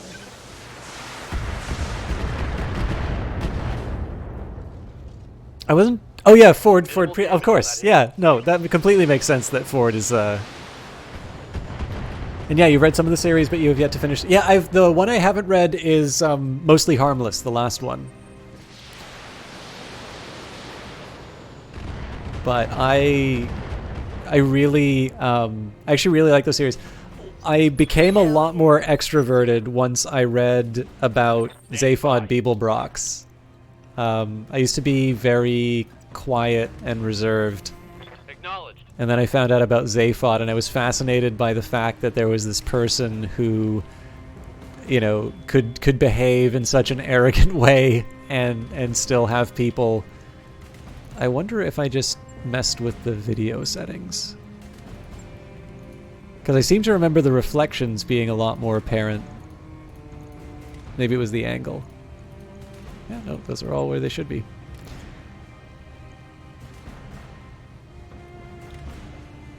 You relate to I loved Marvin as a character. This is almost certainly overkill, but I copy. there's really no point in reserving the ammo at this point. That turret is gone.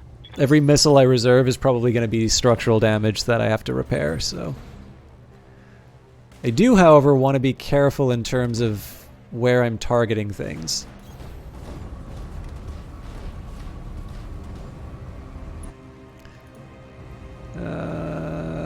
This is gonna wind up being a waste. No, maybe not. Target destroyed. Good to go. Alright. Again, best case is one where Glitch is able to hit one of these turrets. I don't think that's happening soon. Orders. And I'm gonna move On my way. Behemoth a little bit further away. So unfortunately, I'm not going to be able to take any more contracts until I heal up my units. Waiting on you, Commander. Normally I wouldn't do a jump like this, but this is going to put me... It's going to put me in the water, and it's going to... it's going to mean that I basically get to launch everything Roger that. Fire each in that round. target.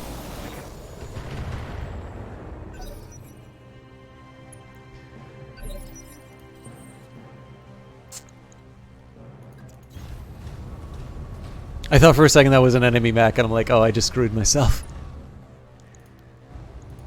Engaging target. Structure down. It's history. Target building destroyed. Commander, I'm going to be a little careful here, but I am going to prioritize turrets when I can. Ooh, that's going to be a hard engaging shot. target. Fortunately, Glitch has long-range missiles. Waiting for orders. You betcha. Actually, she can hit everything, so... That's amazing. What kind of Lost Tech is doing that? Tell me what to shoot.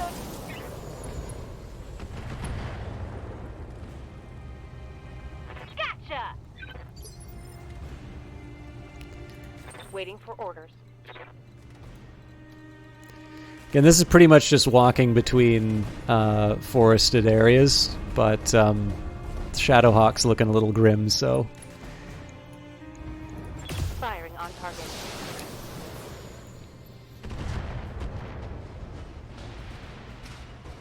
Brought it down, Commander.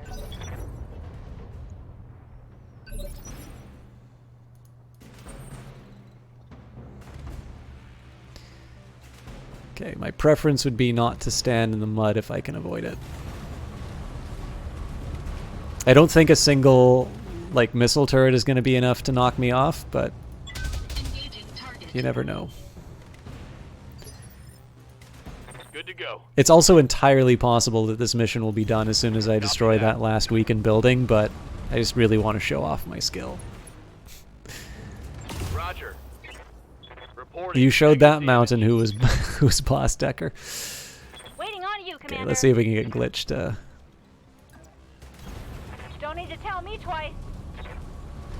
Also, I believe if you go through the... Oh, maybe not. I was wondering if you moved through certain types of territory, whether or not you got the negative modifier, but it looks like in this case it's only if I'm standing in the mud. Roger that. Firing on I target. probably didn't need to alpha strike that, but I have Behemoth who can mop up the last building, so... Bang! You're dead. Good to go. Got it. And yes, I technically don't need to move, I'm just trying to build habits. Taking the shot. Get your lance to the LZ, Commander. I'm coming in hot. One less target. Well done, you managed to wipe the Op-4 out. I can extract right now, no need to get to our planned LZ. Mission successful. I'm still feeling very happy about Decker's head hit.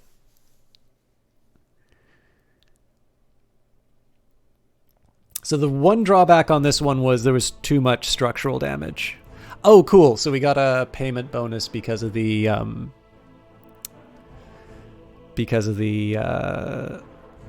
turret, so that was the right call. Well done, Commander. We obviously placed our faith in the right mercenary company. We'll let you know if we have any other work for you. Okay, so Shadowhawk, Centurion... Okay, so it's just the Shadowhawk and the Centurion. That's actually rather good news, because that means that I will probably be able to bring... yeah, that's a good question. I may not be able to start another mission right away, but it's going to be a shorter wait to get the Lance up and running. Now, what do I want as far as booty? Basically, I have an intact blackjack. I kind of feel like I need to take the catapult. I still don't have a heavy mech, so...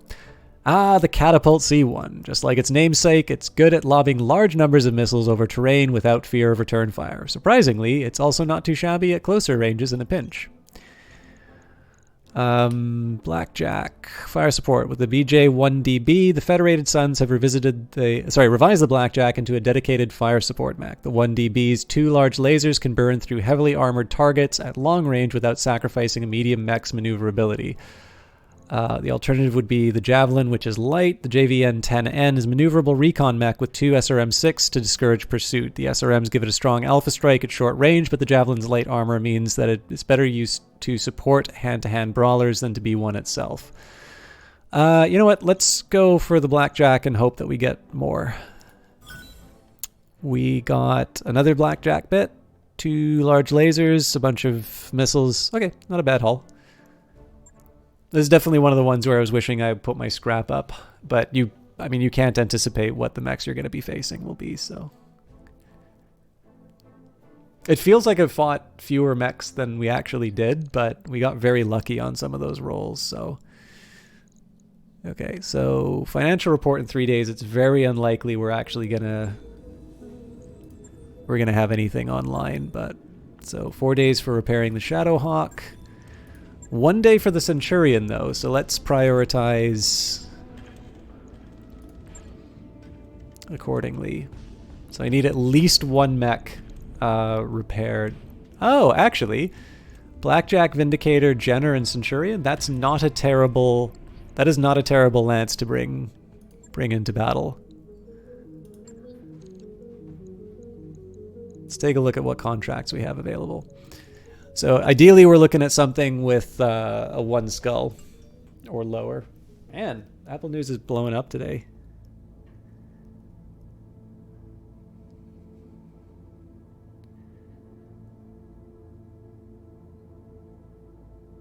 Oh, it's just the same news out.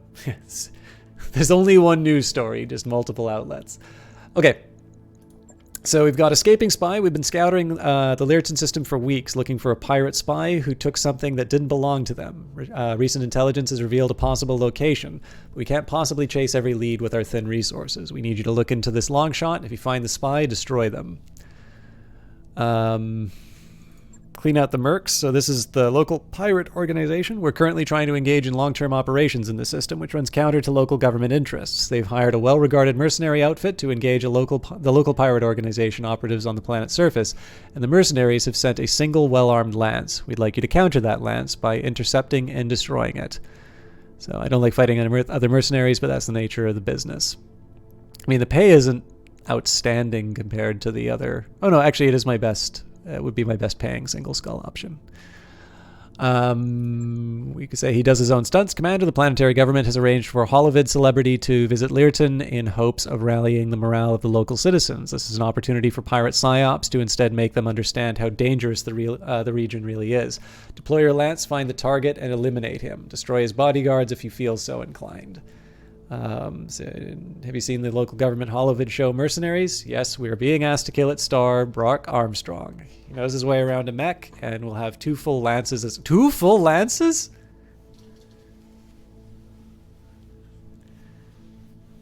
Yeah, that's not worth it.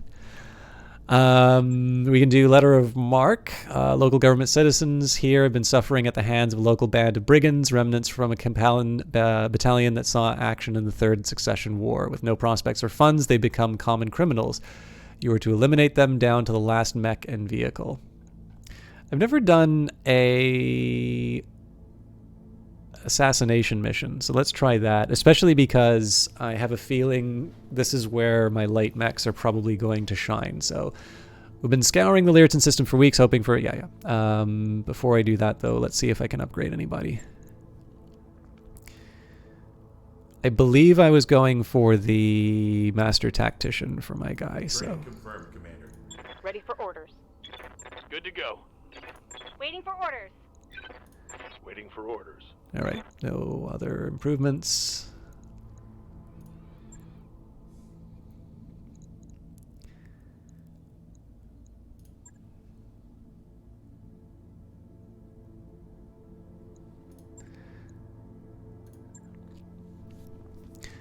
So if I'm particularly inclined, I could go for like straight salvage, but I don't know. I kind of like just the normal division.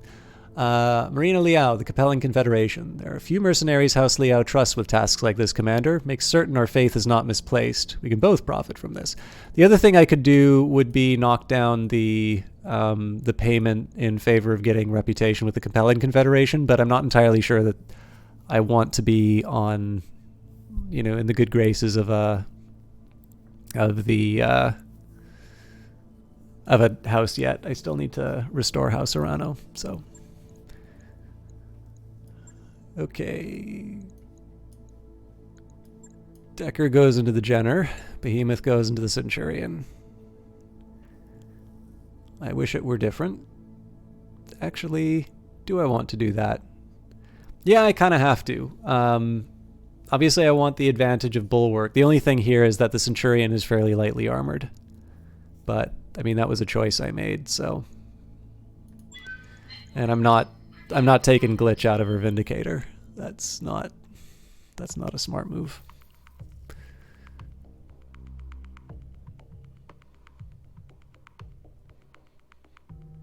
So yeah, the idea here is I'm going to try and milk as much as I can out of the Learton system before the next, kind of the next accounting. And the best scenario is basically I get the most I can out of the contracts before the next financial period, and then after that, I take like 20 days worth of damage that I need to repair, and I use that to go on the mission for the Arana restoration. So the last mission we were on was a 2-skull one. We did reasonably well there. We definitely took a lot of damage, but other than that, I should be able to manage whatever's coming after us. Command interface initiated. Commander, you're near the coordinates provided to us by the Capellan Intel. We believe the target may be in this general region. I wonder which one it is. Looks like that's a blackjack. If we find him, take him out, then evac. All right. So This whole planet could use an air conditioner. this is... in particular is probably going to be a case where I don't want to stick around for the... Well, it does say destroy the supporting enemy mechs. But yeah, this is probably one where I don't necessarily want to hang out too long. On my way. Oh, looks like we've already got enemy contact. Reporting enemy contact. So I'm moving Glitch up the mountain so that she can take advantage of the height for her cannon. This is going to be a real pain to get my Centurion and Blackjack in. And of course, it's worth remembering, this is desert, so this is actually going to be a really hard one on my Jenner. Of course, I already knew that going in, so... Yeah, please continue to fire those big weapons against the Jenner. This is actually one where I am tempted. I think I am going to reserve Decker straight to the end so that I can use him as a striker.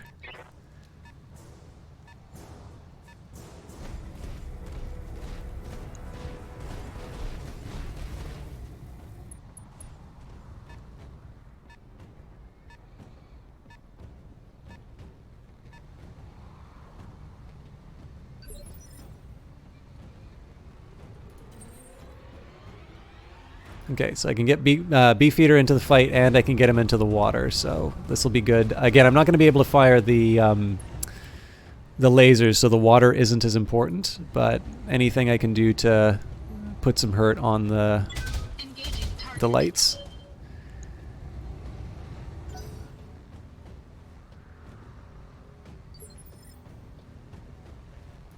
Good to go. Same story here. Put Behemoth in the water if I can, just to keep things cool. We'll see if we can take out the commando with this shot. Target confirmed. No. What can I do for you?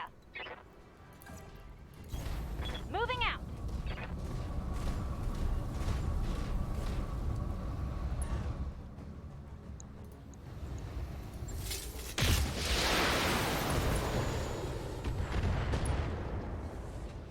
Yeah, so this thing is effectively Want some useless. more, huh?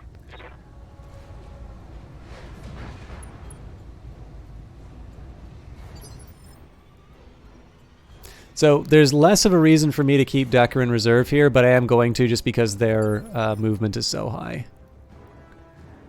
It looks like there's nothing else going on here, so... what I'm going to do here is I'm going to run in. I'm going to let whatever this is get the Alpha Strike, and then I'm going to run Decker out immediately afterwards. Oh, wow, that's three chevrons. What's my alternative? I much prefer... Yeah, that sucks that I'm wasting Decker this way, but... Confirmed.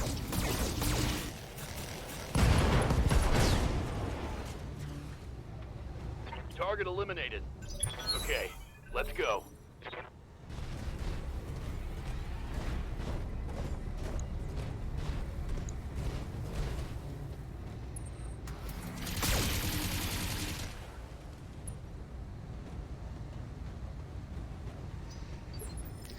Okay. Good to go.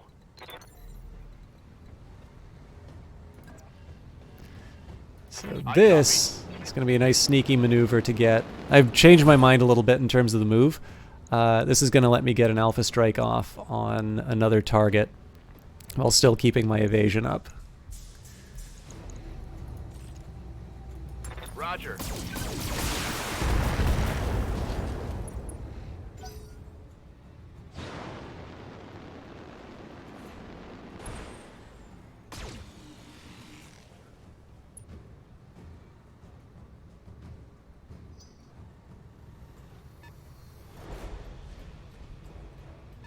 Okay, so it's all lights. Now the thing is that none of these are my target. My target is up here, but I don't see any advantage to me like running in and I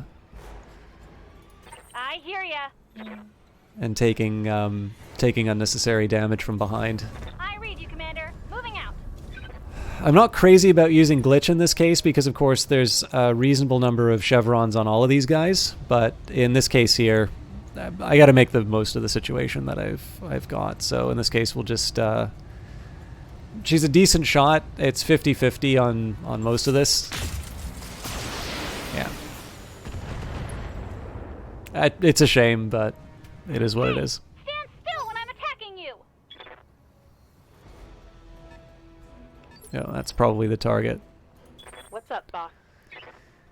Again, so I get to decide whether or not I want to put the Centurion in cover or not. The thing is that I don't have a lot to fear from these light mechs right now. So that'll change when the Blackjack comes in.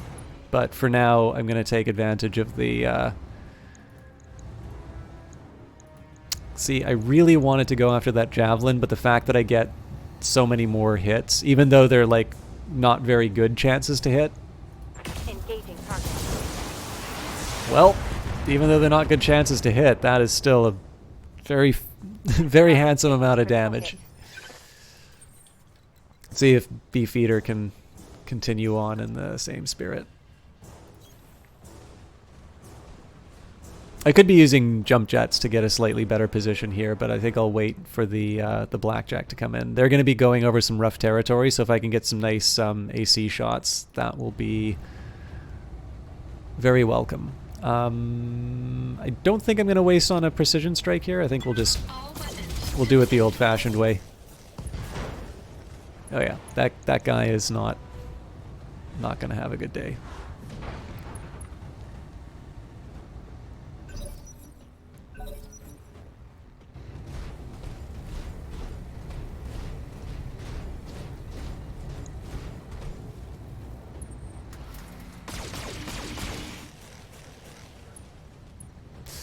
Alright, that's a little more damage than I wanted my Jenner to take, to be completely honest.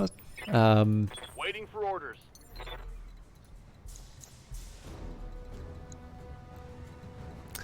This is so tempting and a dirty trap. I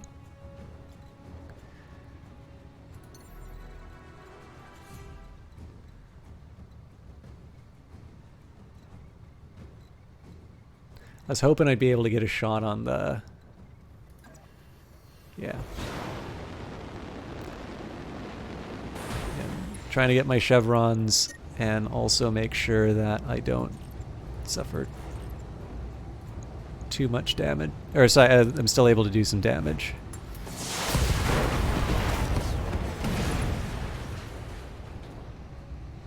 Hostile eliminated. So Decker's still going to be a tempting target for the Javelin and the Spider, but again, we've got enough chevrons to keep me in business. At least I hope.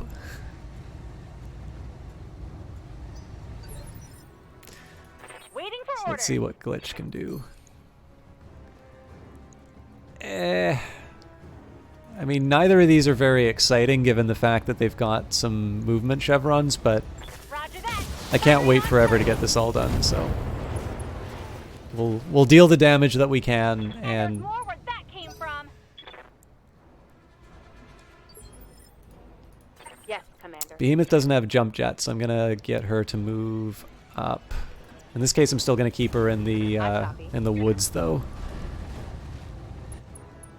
She's almost certainly not going to be attacked by any of these, but on the chance that she is, I want to take advantage of her cover.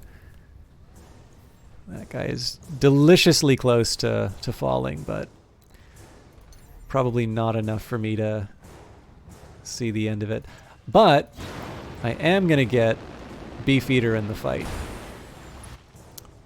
So normally I don't like using jump jets like that in the desert, but if I'm taking it to water, I feel okay.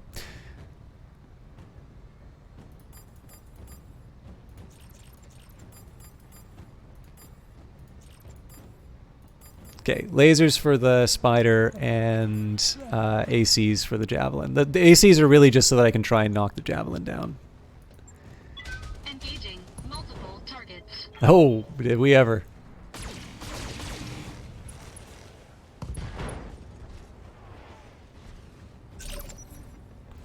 That was a productive round.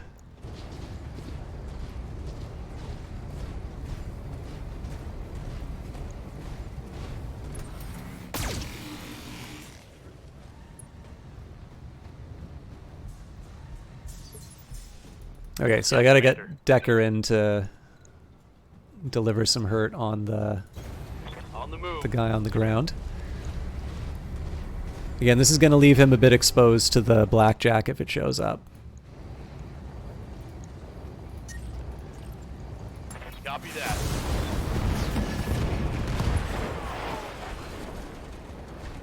That's a kill. Now the big thing here is that this spider has already moved, so everybody gets to get in close and beat the crap out of him if we're so inclined. Good to go. Ready for orders. Well, sadly, nobody's quite in range, so... Affirmative. Actually, that may not be true. Beefeater might be close enough to do that. Wow. I don't feel good doing this, but I'm doing it anyway. Confirmed. If any of you have seen Pulp Fiction, I'm kind of imagining what happens when the guy comes out of the bathroom and fires at Jules and Vincent. Engaging physical attack. Waiting on you, Commander. Glitch is just shaking her head at these people. Let's try and do something a little more exciting than that.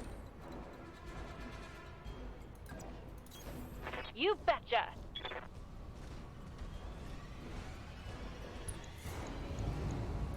Time to die.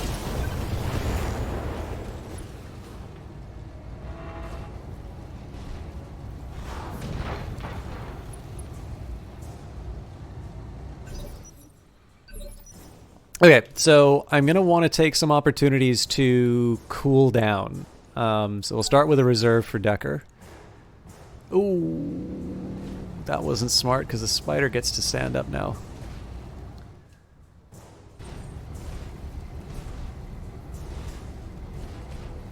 I thought that was going to be the blackjack that tried that. Well, gonna pay for that in the mech bay. Armor blow through.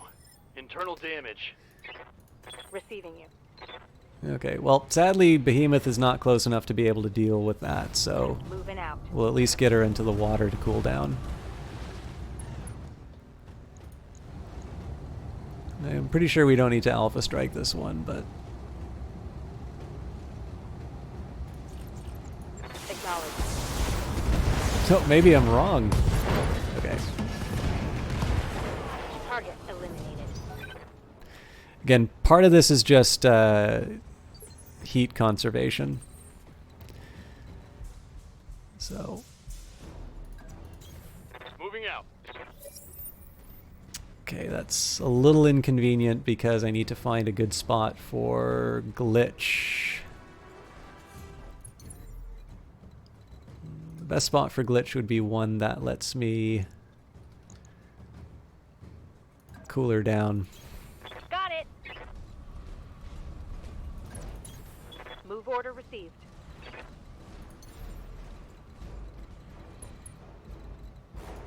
Yeah, none of this is great. I'll live with the reality of the fact that I can't keep everybody in the water all the time.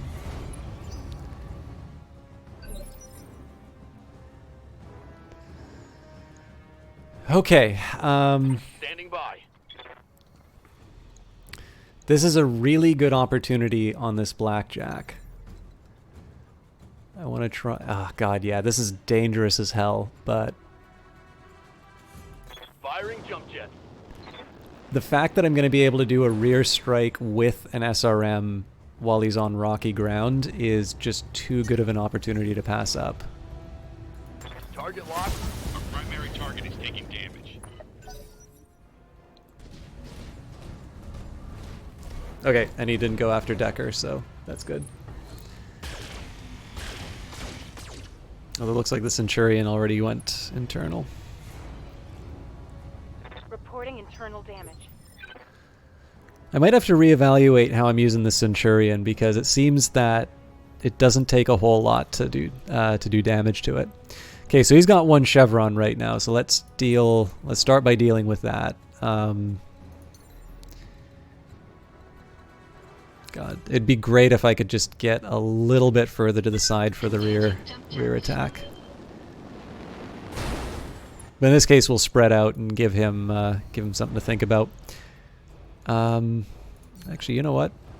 This is kind of missing the point of doing that rear strike, but I think I'm going to go for the legs. At least as much as I can. Waiting for orders. And then we'll close the gap. Coordinates. Basically, we're taking him from all the sides. Which, in one sense, is not very good for mechs because they get armored. I copy. But in another sense, is helping me out in terms of giving him lots of targets to point Waiting at. for orders. Alright, so let's see if we can make this work with the leg. Beauty. Another hit like that and you're toast. So the whole point of this, starting with Decker's move, was to try and get this guy on the ground because... The target is retreating, Commander. Eliminate it before it escapes. Yeah, I don't think that's going to be a problem. Alright. I want to maximize my movement just in case this thing stands up and is very angry. Again, I'm running hot, so it's going to be... I'm not going to be able to like do a maximum amount of damage, but at the very least I am going to be able to target his leg. Oh wow, only 2. It's not worth it to do the heat damage, so... Firing. We'll soften him up where I can.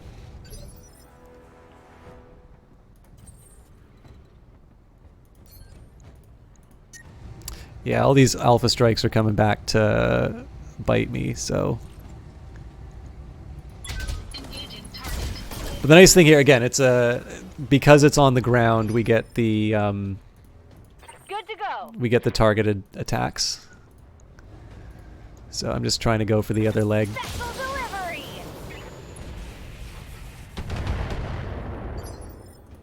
Yes, Commander.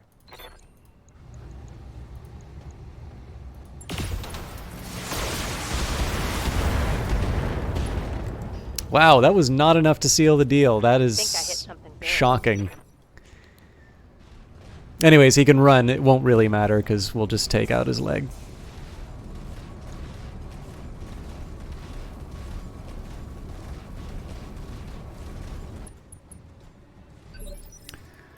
Ready for orders. I copy.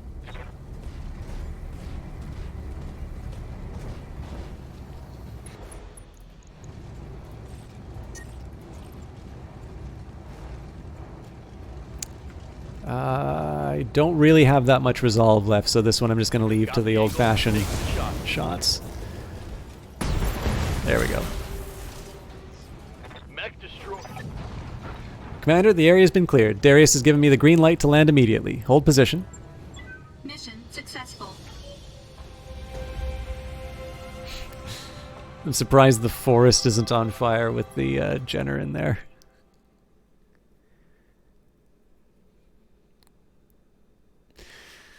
So I'm curious what the butcher's bill is as far as the repairs. Okay, so taking out the supporting forces gave us another 25%. I can't complain about that. Hasliao has always believed in one thing, Commander: victory at any cost. It seems you also understand this vital lesson. We are pleased you performed so well. Okay, so the Jenner needs both arms. I think those are housing the lasers? Yeah. Centurion left arm, I think that's the shielded one, isn't it? Yeah, so technically I don't actually need to repair that, but I probably will. And we might as well finish off our blackjack. I think this was the special one with like the extra lasers.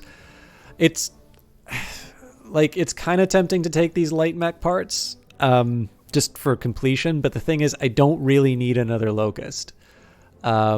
I can, however, see some use for a large laser. So in this case, we'll take a good old-fashioned Krupp brand large laser. And I mean, again, it'd be cool if we wind up with some of the extra mech parts, but I'm not going to like cry if I don't get any of them. And we wound up with Commando, Javelin, and a Locust. Yeah, so we get two new fancy mechs out of it.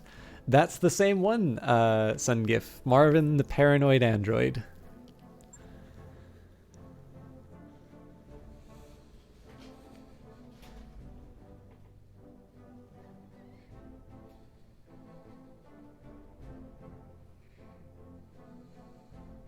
That mech is ready to fight, Commander.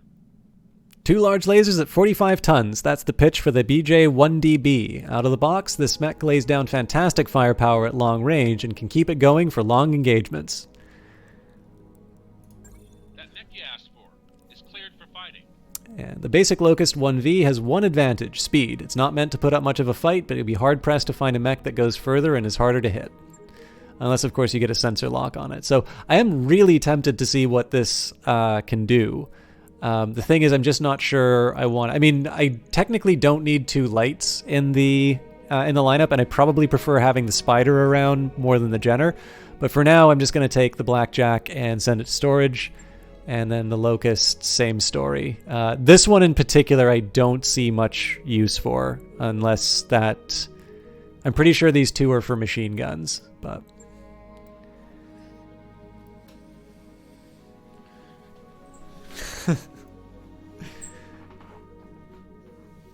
I already thought the can keep it going, or like the references to the stamina was already suggestive enough. Okay, what are we looking at for repair times? Okay, one day. Not bad, but that is going to mean 2 days for my mechs, and I believe our next report is... Oh no, 2 days. Okay. Actually, I still think we're short. Yeah, we'll have the everything happens tomorrow. Network orders complete, boss. Got a new financial report for you, Commander. All right, so a little bit more than we were expecting because we just finished the power conduits, but that's fine. Again, we have got it in the worst case scenario. I go from extravagant, but right now we are making enough money and we have enough time to repair our stuff that we're being covered for our costs. So I'm still going to go for extravagant. I think I will wait on the... Probably should have put the Shadowhawk up, but this Spider's been waiting so long for the upgrade. I'm thinking at this point... See, the extra mech bays would be kind of nice, but clearly the ability to improve my... Oh god, there's so much. Okay, I actually think training modules is going to be my first priority, so... Set of network battle pods allows mech warriors to compete against each other in simulated mech battles, generating experience per participating mech warriors. Each mech warrior with less than 10,000 total experience will gain 20 experience points per day. That seems like a pretty high priority. Recreation, so a few couches and table don't make for much of a social space. Drinks, 2D video screens, and a sound system on the other hand. That'll boost my morale. And then maybe the repair. I'm not sure if I want to do more mech bays or more repair and refit. I'm probably repair and refit is the higher priority, because once I put another set of mech bays on, that's going to increase my costs. So, training module 1. Mech warriors gain 20 experience each day. Mech warriors with less than 10,000 total experience can benefit from this training. Set of network battle... Oh yeah, we've already this. Commander, have you seen these simulator pods? They're fantastic. I take back everything I've ever said about the Argo. We got to get these things running ASAP. All right, I'll get the team on it right away.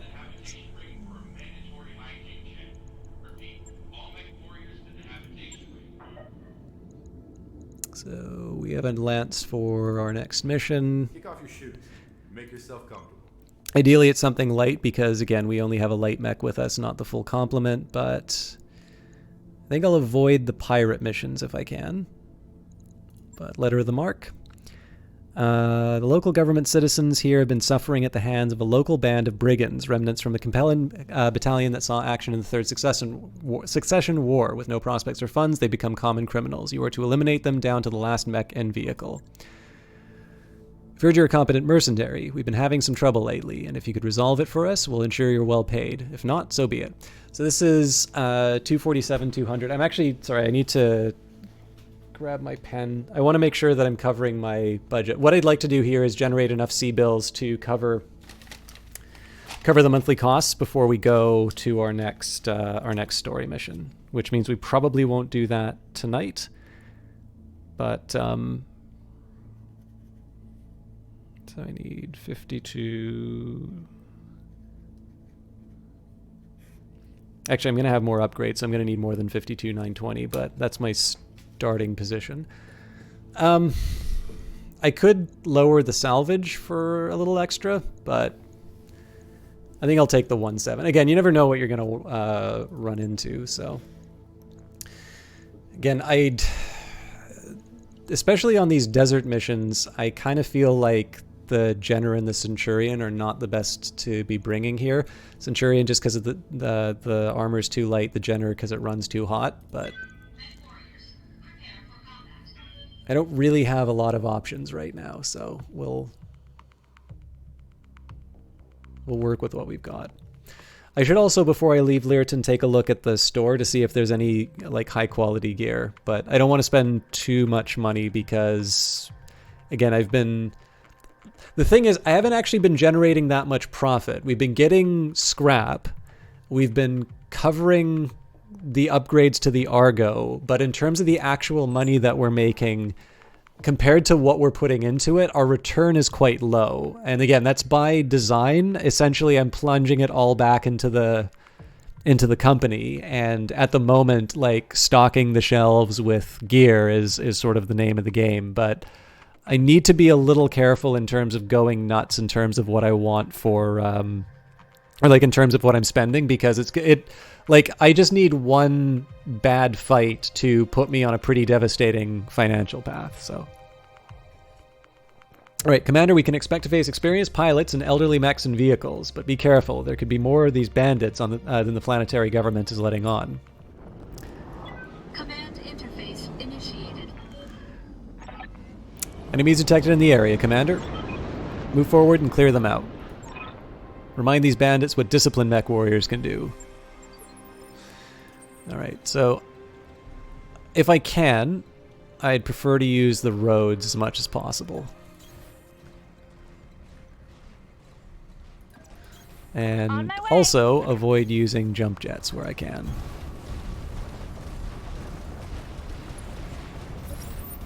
Hostile on sensors.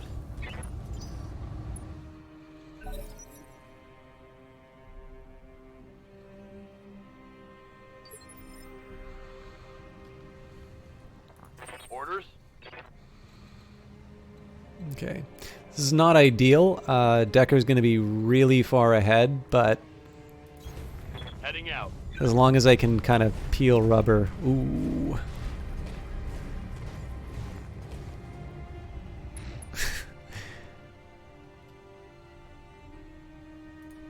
I'm not looking in the right direction. Okay. Let's get a sensor lock on that Panther. I've got a sensor lock.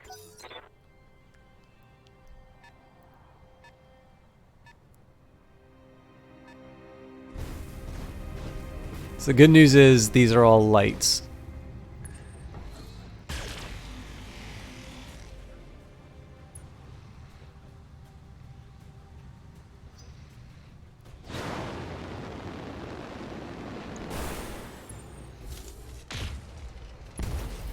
So the reason I sensor locked him was because he's going to move before anybody else in the lance. But I do, if I can, I would like to have a chance at being able to do some damage. Namely because this thing does have a PPC. So in this case we'll focus on this guy. Our chances aren't good, but the more shots I attempt, the more chevrons go down, so. The other thing is, if I take out this guy, this clears a path for Decker to sort of move around into a position where they're in cover. I normally want to put them in the forest for the cover bonuses. The challenge with that is he's going to be going into the commando and whatever units on the left here. Although it says it's a 30-ton, so I don't have to worry too much. Standing by. Now this is the real dilemma. The Centurion kind of exists to get up close and personal, but I gotta work with what I've got here. This has like no chance of hitting, but it will knock down a chevron for glitch to do a hit. Oh wow. I hear ya. And this is just gonna burn up glitch, I but read you, Commander. Moving out. again, if we can take out the Panther, then I'm happy. Vessel delivery. Yeah. Ah, damn. Let's do this. Okay, so fortunately Decker gets to move first, and this is a great spot for him to be in because it means that he's sort of able to put the big rock between him and the enemy. The one drawback is that the other guy technically is behind cover, but again, I'd much rather be able to get like a quick alpha strike off on this guy before they're able to retaliate or anything. Targeting for an alpha strike. Nice, and I believe that was the PPC that just got damage. damaged. Now again, we've lost our eyes on everything else, but my team's going to be running in a minute anyway, and we should be able to get a speed bonus by going up the road. Yeah, so Decker's completely safe, which is the high priority. Ready for orders. Okay, I'm going to start with the Centurion just because it's got the worst aim. More so the pilot rather than the mech.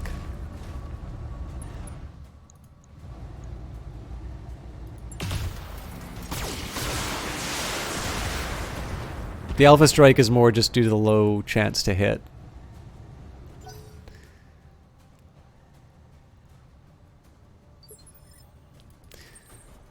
Now the one shame here is that I'm probably not going to be able to see the other two in the woods here.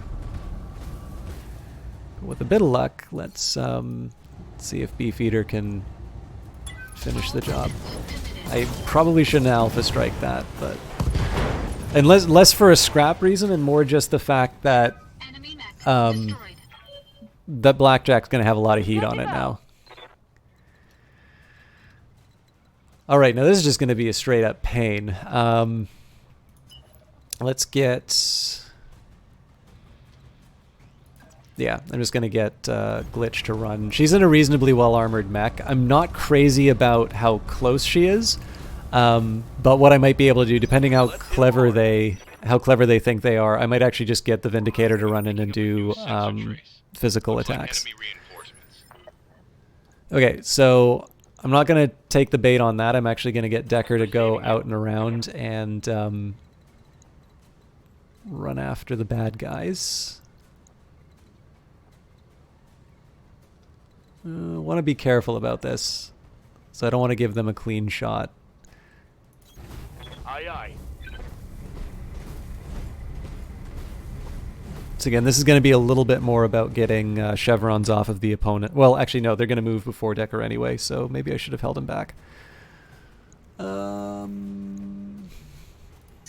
That commando has a large laser, so let's...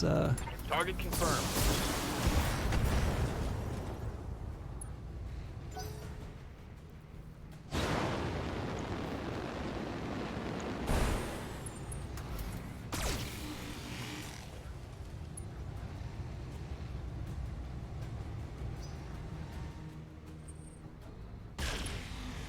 That's a shame.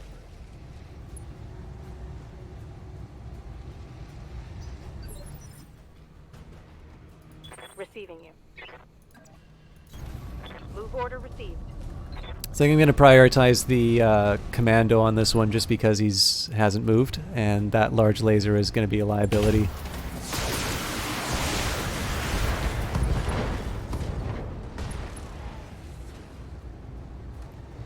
Think I hit something good.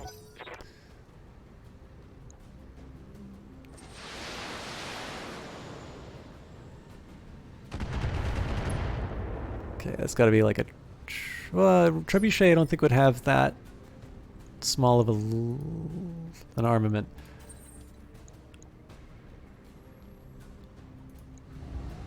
Okay, so the left laser's down on that thing. I might want to prioritize the javelin instead now.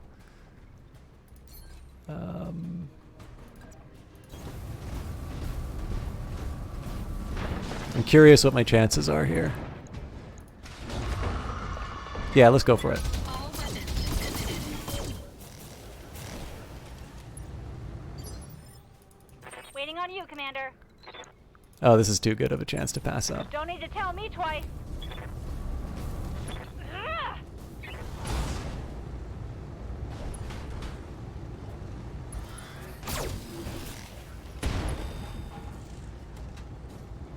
When I shoot you, you'll take it and like it.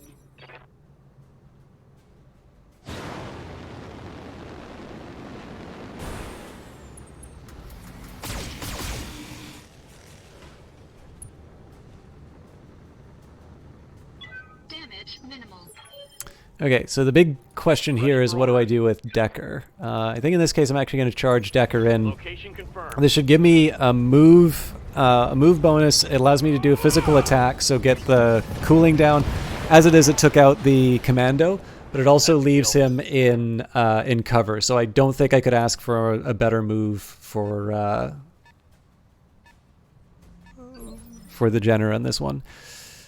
Commander. Again, we're gonna let we'll let Behemoth lumber along. Fortunately, we're now in some cover, so I don't need to worry as much about the any incoming damage. Unfortunately, I do need to deal with the somewhat inconvenient move that the Javelin made, so we'll go for the legs here. Engaging with target. Cool. So now we get targeted shots for the rest of it. Target's taken a critical hit.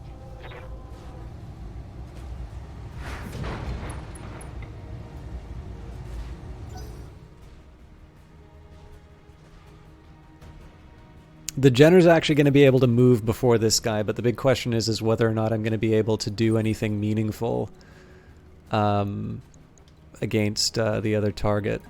So, in this one, I think we'll just we'll take advantage of the opportunity to finish off the Javelin and maybe cool down a little bit. I'm not 100% sure. Yeah, so we got to take him in the middle. I need a total of 45 damage.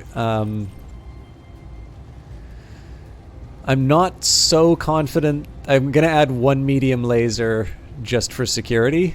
But this should be enough to take him out. No, it was not. Enemy mech. Critical damage detected. What can I do for you? You betcha.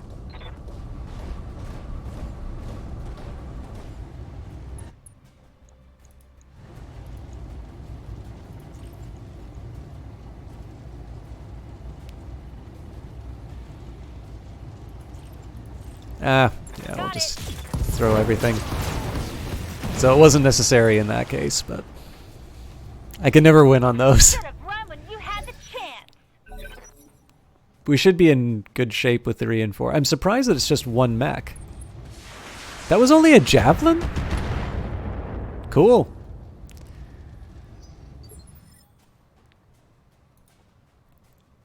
Good to go. I copy. I don't want to get too ballsy with Deckard just because he does have some does have an exposed structure and he's not that cool right now.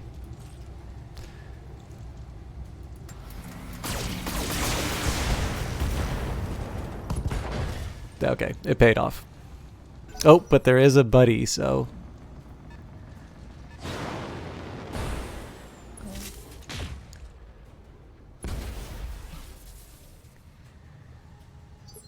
that is a lot more interesting all of a sudden. What's up, boss? Okay, so again, keep the Centurion in cover. So the good news here is that this is there's only one target, so Behemoth's priority right now is to make sure that this Javelin gets taken out. They've got 27 health left, so an AC...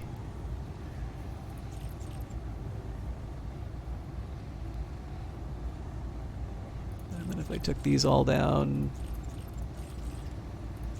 Yeah, I think I'll just go for the SRMs. That was not enough to finish the job. Wow. Take that. Waiting for orders. Okay. Moving out. So here, Glitch is going to split her attention. I'm going to do long ranges on the Javelin, just again in hopes of finishing the job. And then PPC on the Griffin.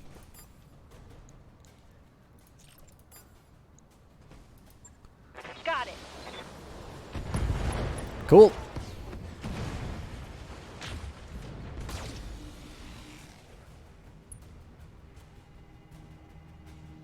Get you next time.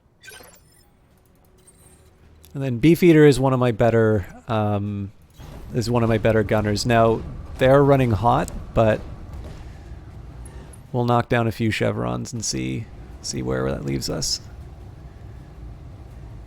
They're actually pretty thin in on the armor. Do I go for the hero shot? Let's try it. Engaging target. It was a head hit, but it wasn't enough to seal the job. Let's do this. All right. It's again very important to get my move up in my Jenner.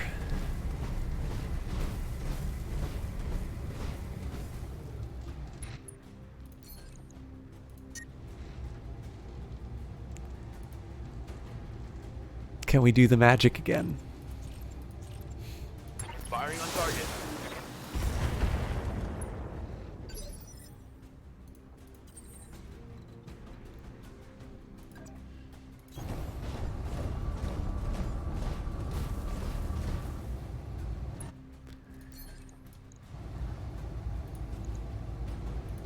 All weapons committed. All right, so I'm a lot less worried about the Griffin now that PPC is down. Critical damage detected. I hear ya. This one's really just a stand and deliver at this point. It'd be nice if I had another precision shot, but curiously enough, I used all my resolve on on an effort to be a hero. Another hit like that and you're toast. Good to go. Location confirmed. I don't think I'm going to be able to fire the full complement. Well, maybe. Oh, wow. Okay. Firing on target.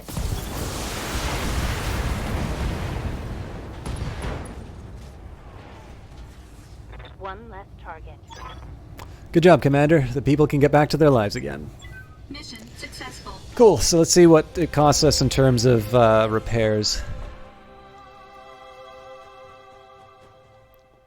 So normally I'd be finishing right now because I probably have... I don't really have enough time to finish another mission, but it'd be convenient for me if I could get a little bit more pay. So, well done, Commander. We obviously placed our faith in the right mercenary company. We'll let you know if we have any other work for you. So I need to repair the Jenner. It'll probably just be one day. I don't really want the Javelin. I did want the Griffin though. We blew up the PPC, but okay. So yeah, not bad. LRM 10 certainly nothing to complain about.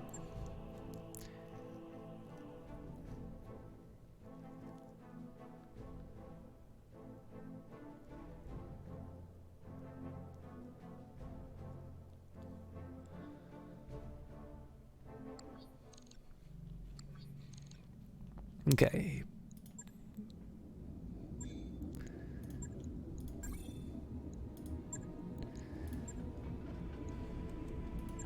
So I will let the spider get its repair done, especially on the desert planet. I think I want to prioritize it. All right. What are we looking at for contracts?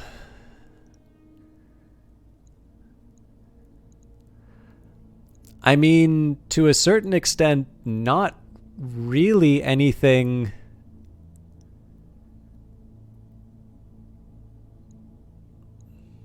Like, I can see blown operation and last mech standing. I don't want to take the pirate jobs. Okay, so what are we looking at here? Escort. Less than an hour ago, we lost contact with a covert team tasked with infiltrating a local government facility. The only reason for them not to respond is if their operation was blown by discovery or counterintelligence. The research materials they were meant to collect are extremely important, and we can't afford to lose them. We need you to make a rapid and immediate deployment to the facility and get our people and their cargo to safety. Or, slightly less well-paying, this is in a jungle though, rather than a desert, Lancer pirate battle mechs have been rampaging in local government territory on Learton. They've been razing population centers, burning fields and refineries, looting storage facilities. They're clearly doing everything they can think of to drive our people out. This is terrorism pure and simple. We need you to find and destroy them. No escape, no prisoners. Let's do blown operation. I think I will actually do last mech standing anyway. But let's go for the big payday. So this is 478,200, assuming that I get it. Oh, damn it. I forgot how much I got on the last job. We'll say it was 2,700.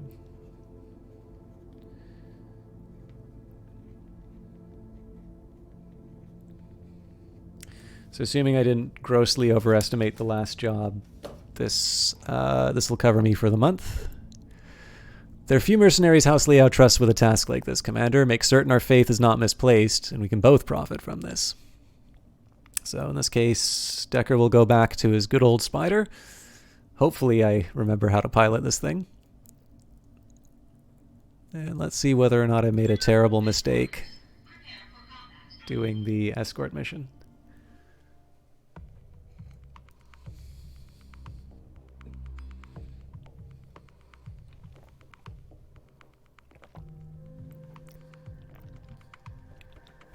So again, there's two reasons to do this. One, extra money, of course.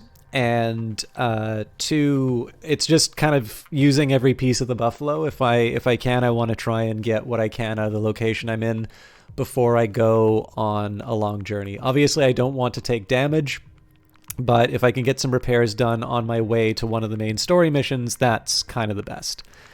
And Darius says, when I hear rapid and immediate, it makes me think no intel and expect nasty surprises, Commander. Nasty Surprises is my middle name.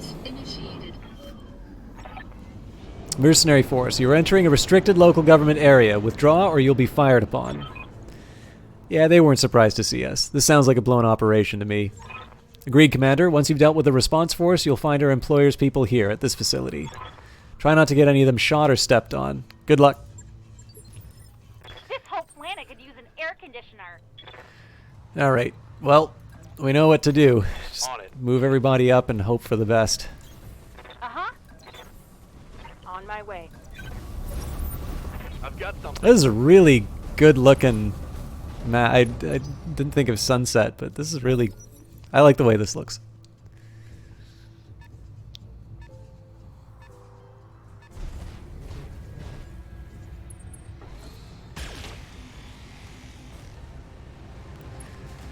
Alright, that large laser might make me sad.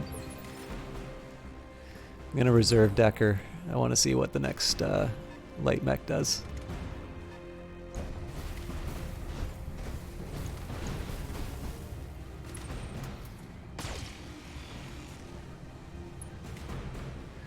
I don't want to get too bold with the spider here, but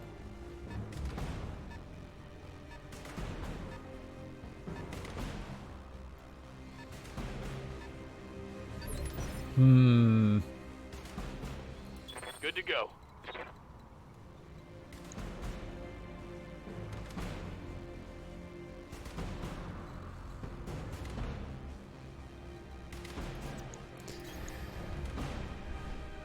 I may regret it, but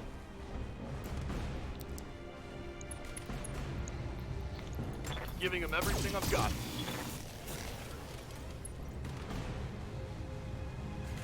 so the idea is that I'm going to push my unit up sort of through this middle area here. So we're going to focus on the locust first, and obviously the commando and whatnot, they will come to me. I don't really have that much of a worry about it. But the nice news is that even though they're going to be firing at me with a large laser, they're going to be firing at me with all of my units in cover. So it's I'm going to have to waste a bit of ammo just trying to get the chevrons down on that locust, but I'll at least be able to sort of take them Ready for orders. out with too much trouble. Oh, sorry, I'll take them out without too much trouble.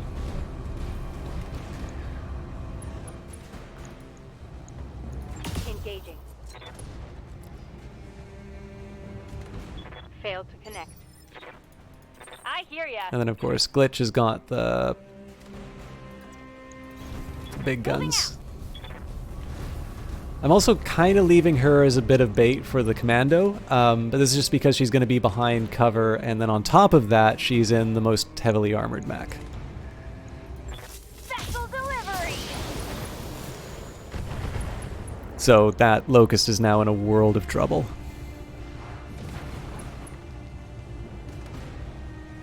Oh, it's on now.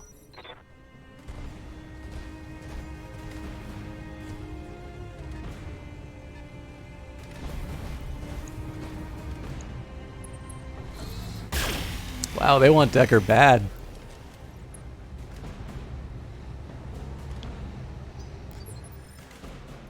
Standing by. So, the obvious answer for that is to jump as far as possible. Jumping. And then, of course, I get to finish off the locust from a height. So, like a ton of evasion. And then, of course, I get this... I mean, double lasers is not exactly something to write home about, but it potentially lets me leg the locust.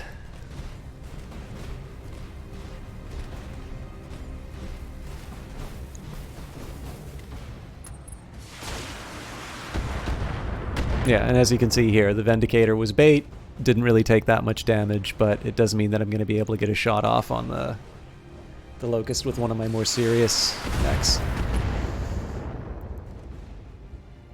Reporting. Minimal damage. Orders. Okay, I think I'll start with Behemoth. Roger that.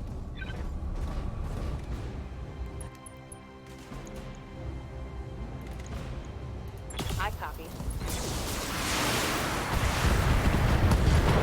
Okay, well we got rid of the locust. That's Tango down. so. Main reason for using Behemoth in these cases is because she has the she basically has the she's forced to use single target. All of my other pilots are people who are capable of firing at multiple multiple units. So usually when I have a priority like a downed mech, I'll send Behemoth in. The other one is if I want to knock off chevrons, again, similar idea. I'll send in Behemoth on that, just to again, it's a sort of a it's a singular purpose, and so I'm not using up a pilot who might be capable of doing something really impressive in order to do that fairly minor task. Again, I am not at all worried about... Ah, Oh, I'm gonna need a medic. I am worried about the head hit. Waiting for orders. That's a particular shame with Glitch. Okay, I'm gonna reserve Spider just to see what happens.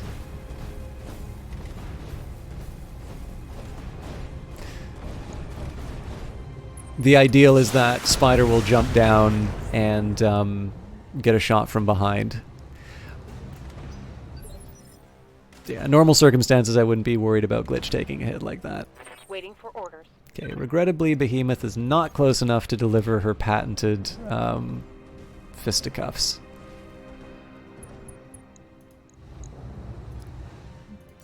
But I am at least going to try and take out the center of the javelin. Roger.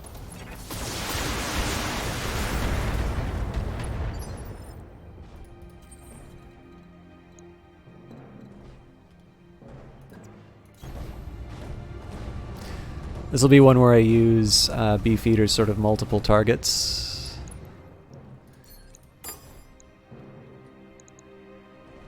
I guess the commando's got the large laser, so ACs for the javelin and then medium lasers for the commando. Engaging multiple targets. That guy's close to being knocked over. The real priority here, of course, is to get Good to go. Behemoth delivering a physical attack on these lights. Here we go. Okay, so that's the sort of thing you keep Decker in reserve for. Again, double mediums is not going to be the thing that you finish the fight with, but Firing jump jet.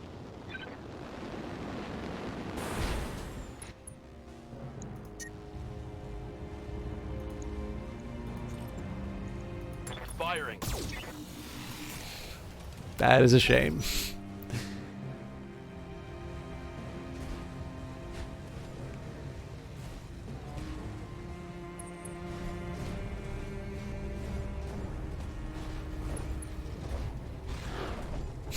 That was brave of him. Hell yes. Orders. Backhand him.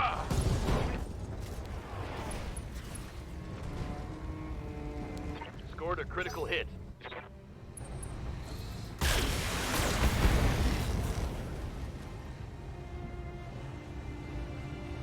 Damage minor.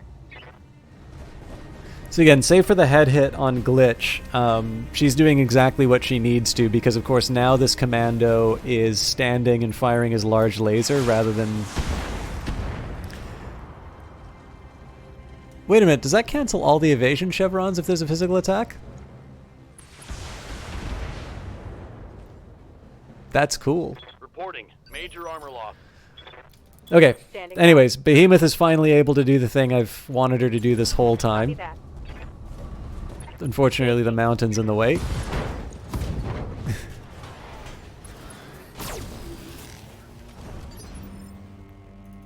Commander?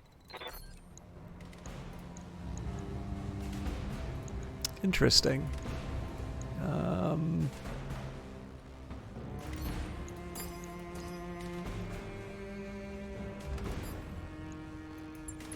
Roger that.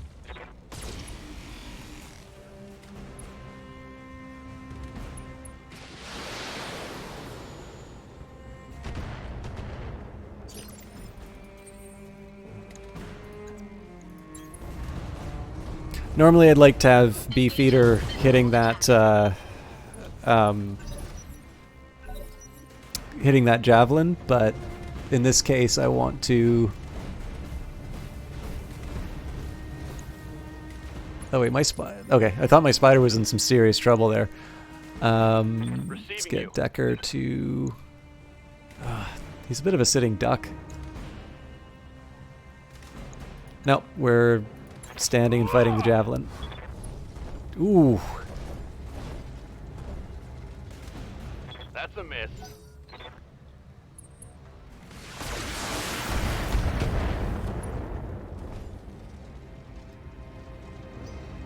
That's going to be a costly mistake.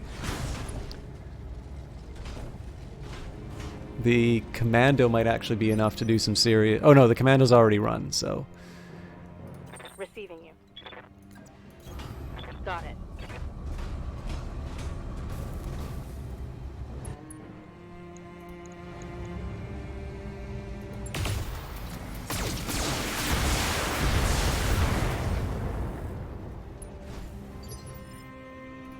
Waiting for orders. Got it.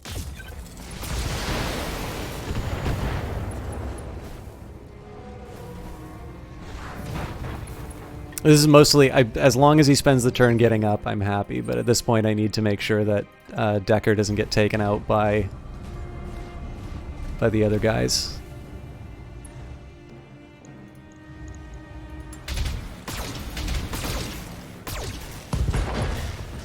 Okay, one down. Enemy mech destroyed.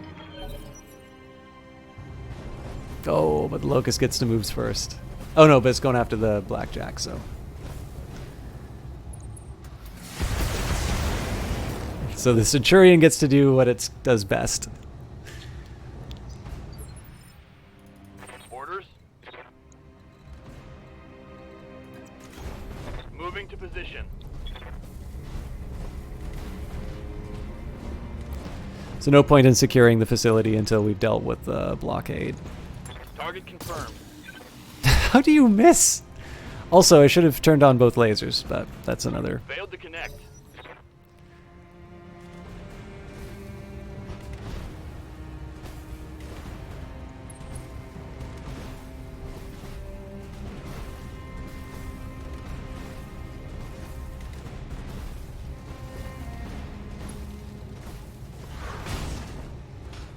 Okay, as long as nothing blows up, I'm fine putting this spider into the Internal structure damage. yeah, into the repair queue forever. What's up, boss?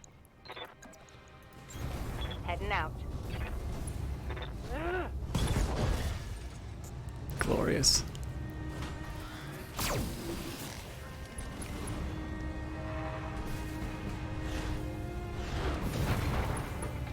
So it is worth mentioning, I've gotten a head hit and structural damage on my spider against a team of lights. So if there are any other surprises for me on this mission, I am in for a bad day. I'm slightly nervous the fact that I'm in such close range with this commando is actually going to hurt my chances on hitting it. Yeah. We'll give the ACs a break. Targeting spear armor.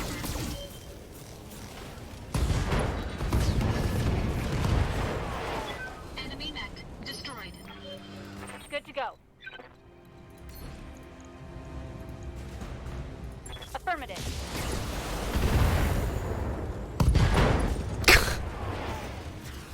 Critical hit. Commander. On my way.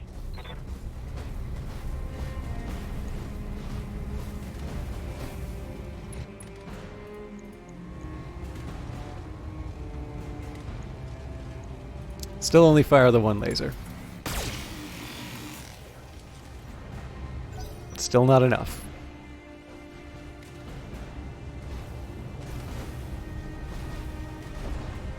If it does a physical attack, I am going to be screaming.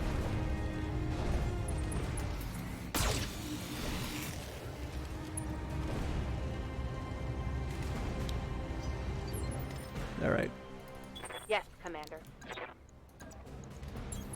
Moving out. You're fired if you don't kill it this time. Targeting for physical attack.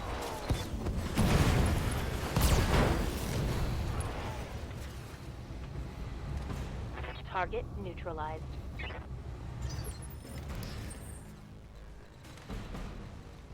So I'm not going to put Decker straight into the capture zone yet. I need to make sure that the whole lance is at least kind of in Roger. fighting distance. Plus, it wouldn't hurt to get an extra round of cooldown.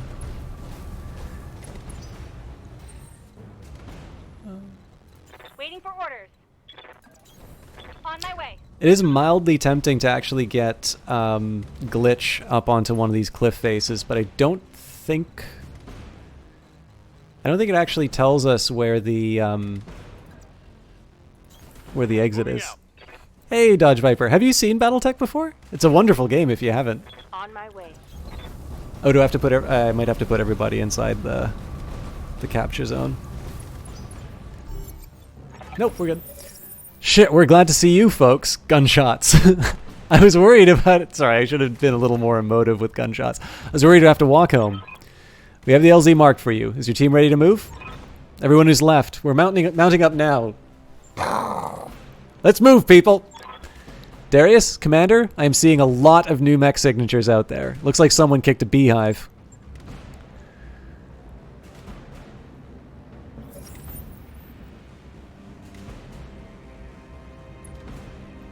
Yeah, Battletech's really good. Like, so I was a Kickstarter backer on this, and one of the things that I've noticed that has really worked for me is the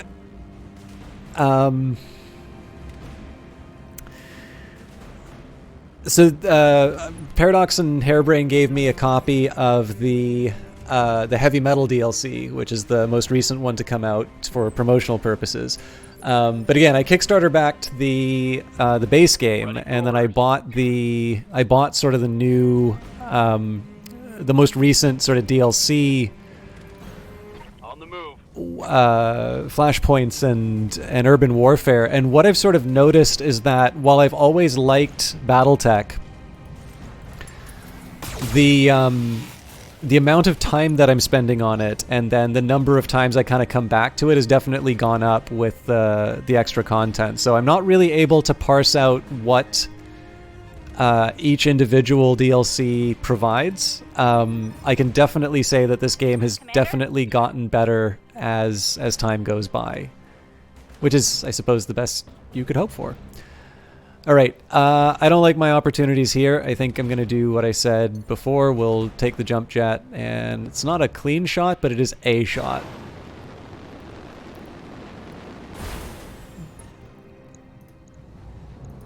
Firing on target.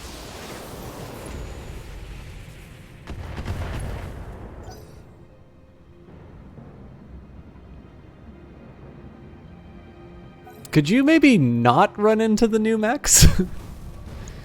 Oh, Jesus, that Griffin's going to be a problem.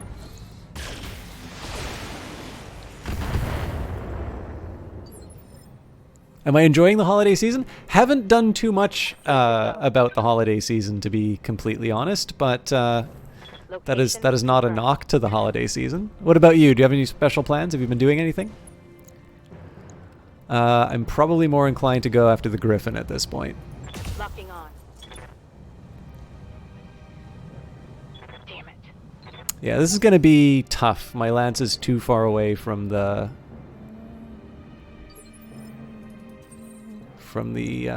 escort. I'm slightly tempted to jump here. Ugh. But I only get to go after the fire starter. This, on the other hand, gets me after the Griffin, so that's... At this point, I just want to inflict as much damage as I can on the priority targets. I might even potentially gone for like a head hit or something like that, but let's see what the next turn brings.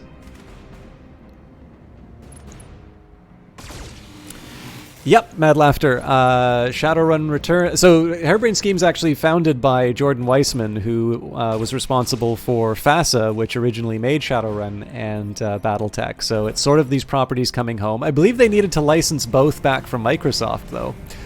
But Hairbrain Schemes actually is a very special company for me because they made the first iPad game I ever played, a game called Crimson Steam Pirates, published by Bungie. And I've never met another person who's played that game, but it is an absolutely delightful game, which I wish more people knew about and could try. But yeah, it's exactly the same company. All right, I got to be careful about this. I don't want to get close enough for the Griffin to be able to do a physical attack. I would love to be able to just punch this this fire starter, but Decker is notoriously squishy. So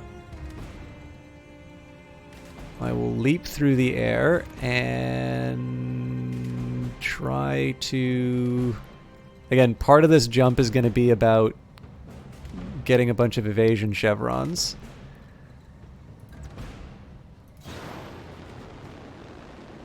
And the other part's going to be about... Oh, God. Oh, no, that's a Jenner. Okay, that's not as bad.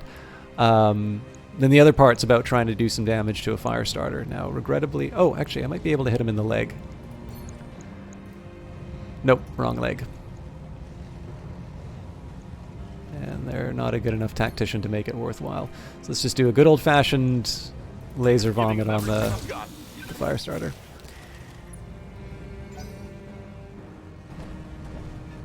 You've been stream surfing, checking out games potentially to add to your laptop before you leave for the holidays. Battletech is in the running. I'm a big fan of it, Mad Laughter.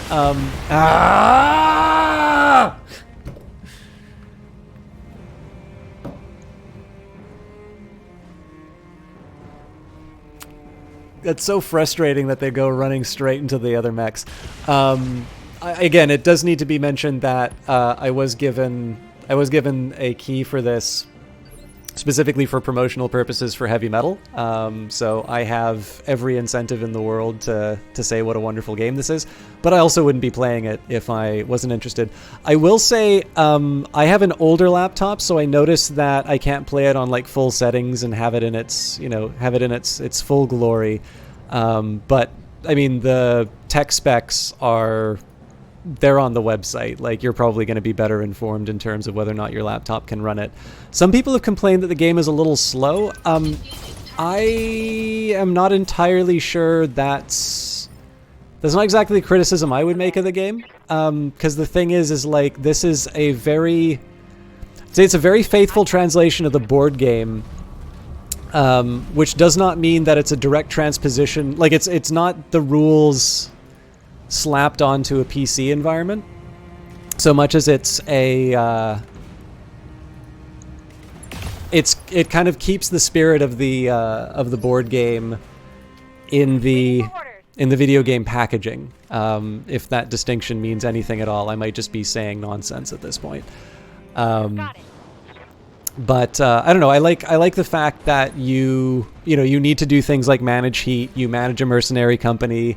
All of the things that I think go into making Battletech an interesting setting and an interesting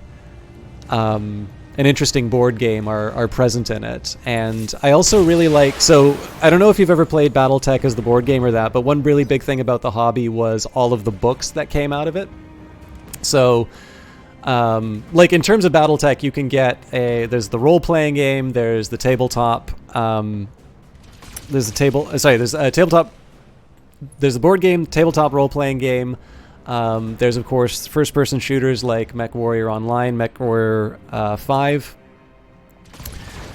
But I think one of the really interesting things about it is that there's so much fiction around it, and that this game in particular did a really good job of sort of motivating, why these people are fighting. It's... Big stompy mechs are a wonderful thing to have in virtually every circumstance. But I really like the fact that this game has taken,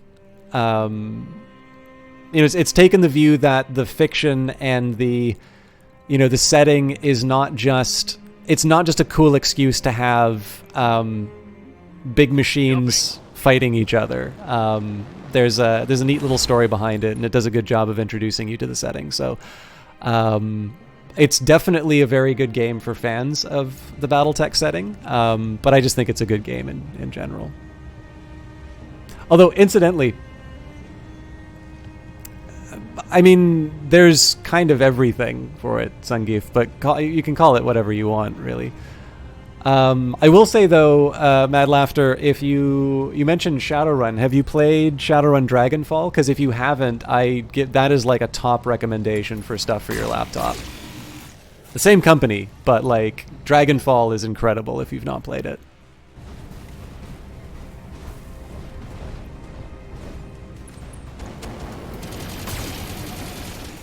I really hope he doesn't get the bone. Ah, damn it.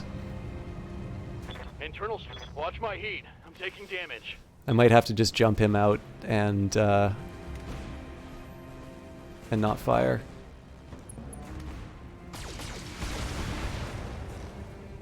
The one good thing is that nobody's bothered to step on these trucks yet, but this is definitely going to be a really hard. This is going to be a really hard mission to beat. I've got one.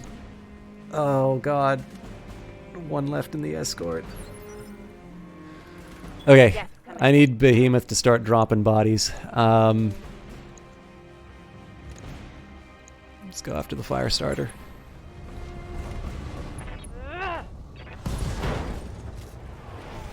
Yeah, if diehard Shadowrun fan when he was younger, jump on board as soon as you heard Shadowrun Returns is being produced. They had your money for all the Shadowrun games as soon as they were announced. Yeah, it's okay. Then yeah, Paradox. Harebrained Schemes now found a home at Paradox. So Paradox is not just publishing Battletech, but they own Harebrained now. Hard around me. But yeah, this is Shadowrun for people who like stompy robots. It's probably the best way I can put it. God, I am having a hard time deciding how I want to play this. I think I'm gonna let my oh God, I forgot that my blackjack is burning up. Okay, I'm still gonna focus on the Griffin, and I'm still gonna go for the miracle headshot. Engaging target. Well, it's something.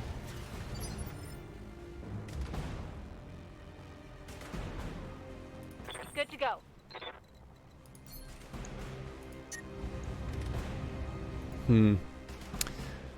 If at the very least, I want to try and get a better angle on this. Got it. Yeah, this is not looking good.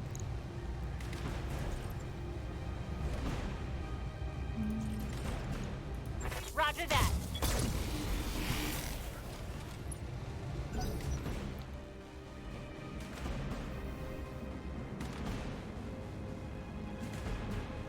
Mind you, it's very exciting. Like, is the is the last guy gonna make it?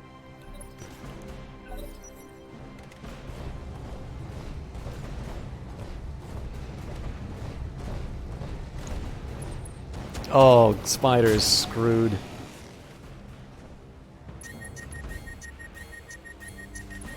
I'm under heavy. Oh, that engine is shut so down. bad. He's I'm just a sitting duck. yeah. Yes, Commander. Powered up. Here we go.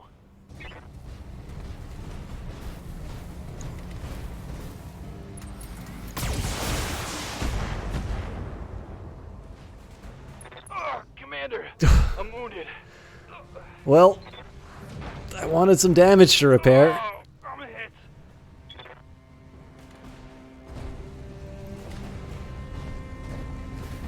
The one saving grace out of this might be that they're going to spend so much time focusing on Decker that they don't take out the... Okay, let's get our revenge. Coordinates received. So, Targeting for heavy target full attack. first.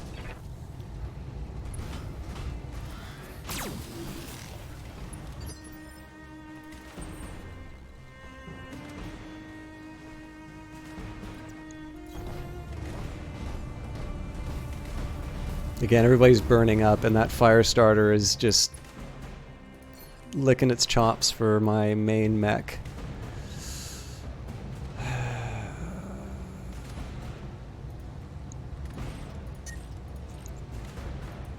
Engaging target.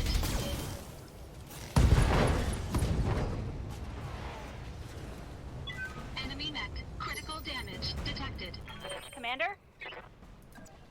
Basically, anything I can do to ruin this Griffin's day Affirmative. is the priority.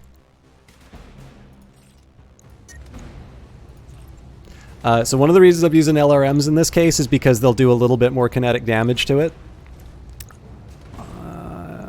Right, Commander. Part of what I want to try and do is knock it down. No, it wasn't enough. The PPC didn't land.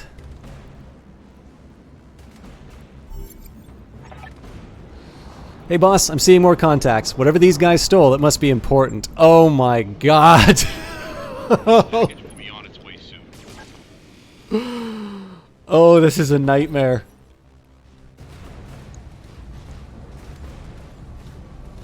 I'm gonna feel like a complete champion if I pull this off.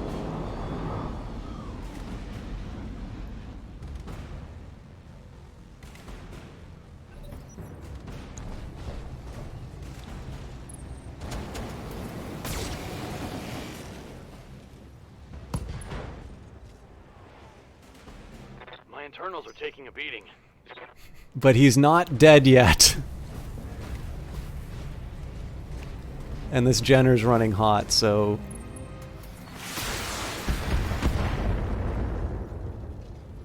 Jesus. I'm taking internal damage. Oh man, this is gonna be... Everybody's gonna be killing Decker. There's no way he's coming out of this.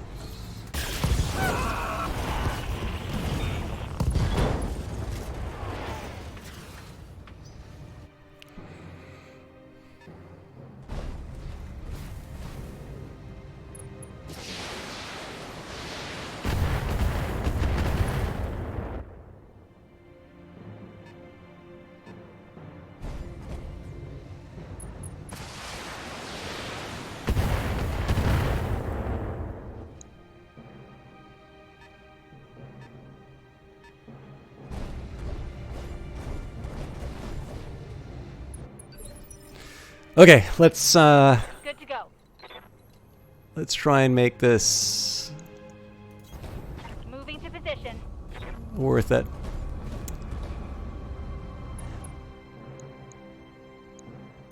Griffin's still the priority for this this guy, but can't do anything interesting. So no point in doing a called shot on this. I am getting a little bit of tunnel vision on this Griffin, but I still think it's still my best candidate, especially seeing as Decker's already off the board.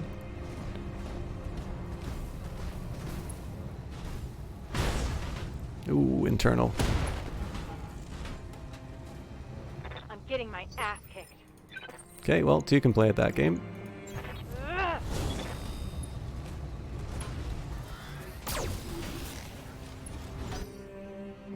And then Beefeater will hopefully clean this thing up.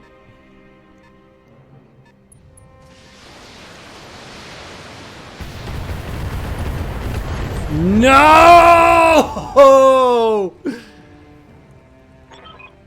Well, I suppose that could have been worse. Let's debrief right back on the Argo.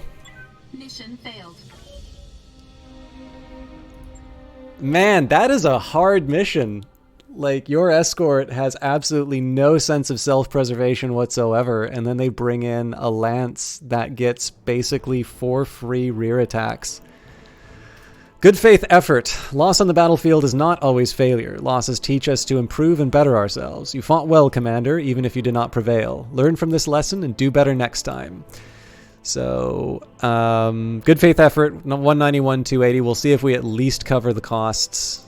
Decker is killed in action, and I'm pretty sure this spider is lost.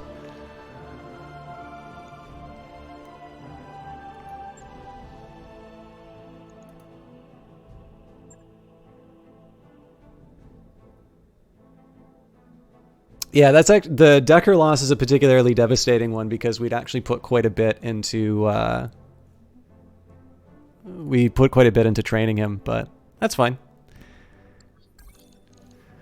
Decker has died. Battle mech repairs needed. We're going to need to do some mech repairs before our next contract, boss. Can't go into combat like this. See me in the mech bay when you're ready. So, Amir Kowalski was a tactician. 0 to 151 days. 13 deployments, 10 injuries taken, 15 mech kills, 7 other kills, no ejections.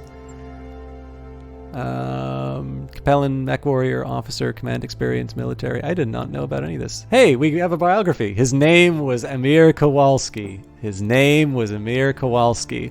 Mir Kowalski was brought up as a loyal scion of House Liao and sent to a military academy as soon as he was of age. There, he did not disappoint his family name and graduated on time. After graduation, by family request, he was assigned as naval lieutenant aboard a Capellan Confederation dropship. He served without particular distinction and was eventually transferred to a mech warrior unit, which suited his abilities much better.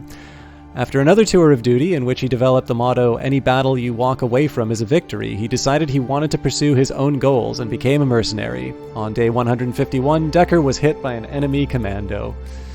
Alright, I'm going to take a quick minute here and write down his stats because I need to realign Medusa accordingly, and I am also going to look at possible replacements. So...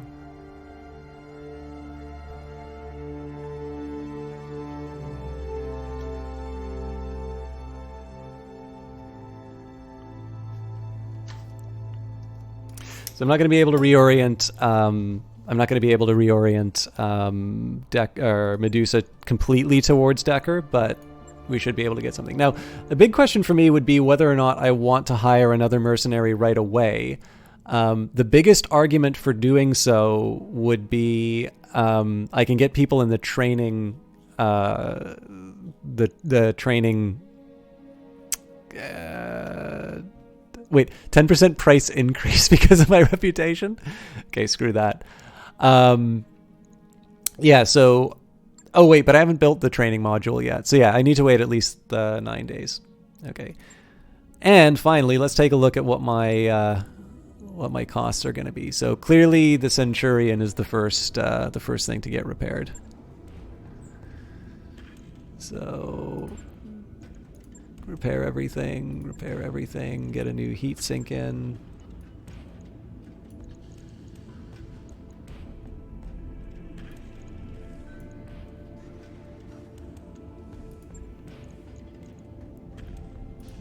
Okay, so that's 5 days, 14 on the... Centurion is actually probably my second highest after the Shadowhawk. So we've got 10 days of repairs so far. And what are we looking at for that poor spider? Okay, repair, replace, repair. So 4 jump jets. Do I have 4 jump jets? Oh yeah, we've got lots.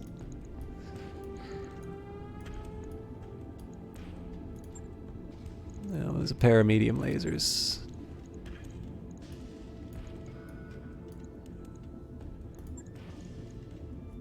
That was more than we made on the whole contract. I don't normally use spiders, but yeah, let's go for it. So I'm short 1,000. Yeah, actually, so basically this month we're not even halfway to our costs.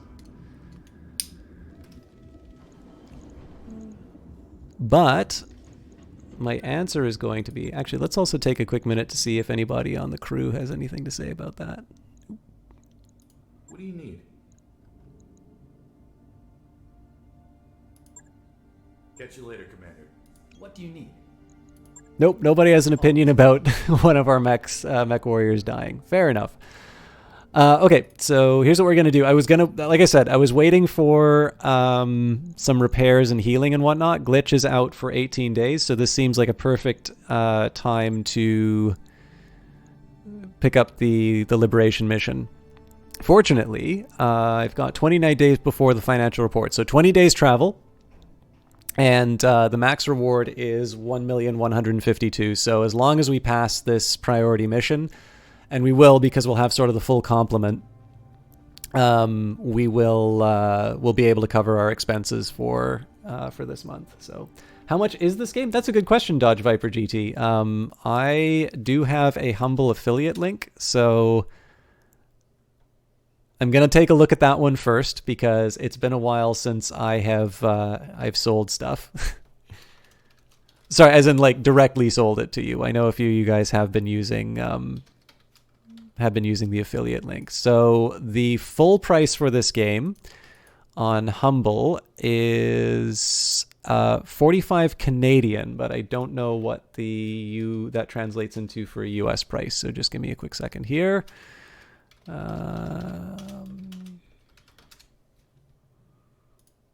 on Steam, it's $39.99, but I do know Paradox has its...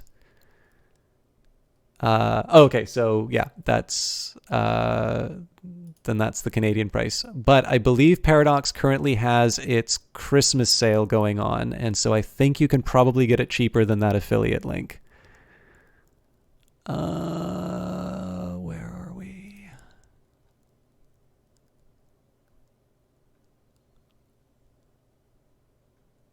I see the season pass. I just don't see the base game. Oh, hell yes. Okay, ignore that. Yeah, ignore that link. There's absolutely no reason to be buying it from that Humble affiliate link right now. If you want the base game, it's currently $15.47 on the store. If you get the deluxe edition, you also get an art book, wallpaper, soundtrack. The soundtrack is really good, by the way. And the forum icons, that's $19.38 Canadian. And then the Mercenary Collection is the version I'm playing, so that's going to include the base game, Flashpoint, Urban Warfare, and it says third expansion TBC. That is, in fact, heavy metal. I just don't think they've updated the website. That, for the full amount, it's $35.02. So obviously you can buy the game and all of the DLC from Paradox Plaza on that link there. Please use that Humble link for stuff that you are interested in. Please don't use that Humble link for Battletech. Use that Paradox link, which I just put inside there, because it's effectively 66% off.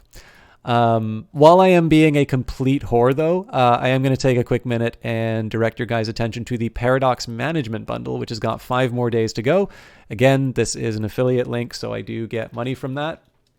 This I do actually think is a good deal. So spend $1, you get Prison Architect as well as the Cities in Motions games. If you're interested in Cities in Motion, I do recommend that you pay more than the average, $7.74 US or about $10.18. If you pay more than the average, you get City Skylines, a couple of City Skylines DLC. You also get Cities in Motion DLC, but again, I think City Skylines is the best out of all of them. And for me, if you don't own this game, I think this is the best value because I really like Surviving Mars. Though again, keep in mind that Surviving Mars was something that Paradox gave me along with the DLC. So there is a financial interest both for the fact that I am giving you an affiliate link as well as the fact that they gave me these games for promotional purposes. But if you pay $18 or $23.68, you get Surviving Mars, Surviving Mars Space Race, Surviving Mars Green Planet, and Project Laika. So I believe that is all of the Surviving Mars DLC. And to give you a comparison, to buy the Surviving Mars Season Pass on its own on that Paradox Plaza link, the Season Pass for the DLC, not the base game, is $26.79 on its own. So if you just wanted to get Surviving Mars on its own, using that link using the Humble link, one, allows you to decide how much you put towards me, including $0, by the way. You can put it all towards charity, and I encourage you to do so if you think that's the better use of the money. On the other hand, if you just like the city builders, I think City Skylines, this is one of the ones where I'm like, I am not pushing it because it's the affiliate link. I'm pushing it because I actually think this is, if you want to play Surviving Mars, which I really enjoy, I think this is the best deal that you can get right now for that particular game. And if you have not played City Skylines, that is also a very good game, as is Prison Architect. So overall, I think this is actually a very good bundle if you don't already own these games.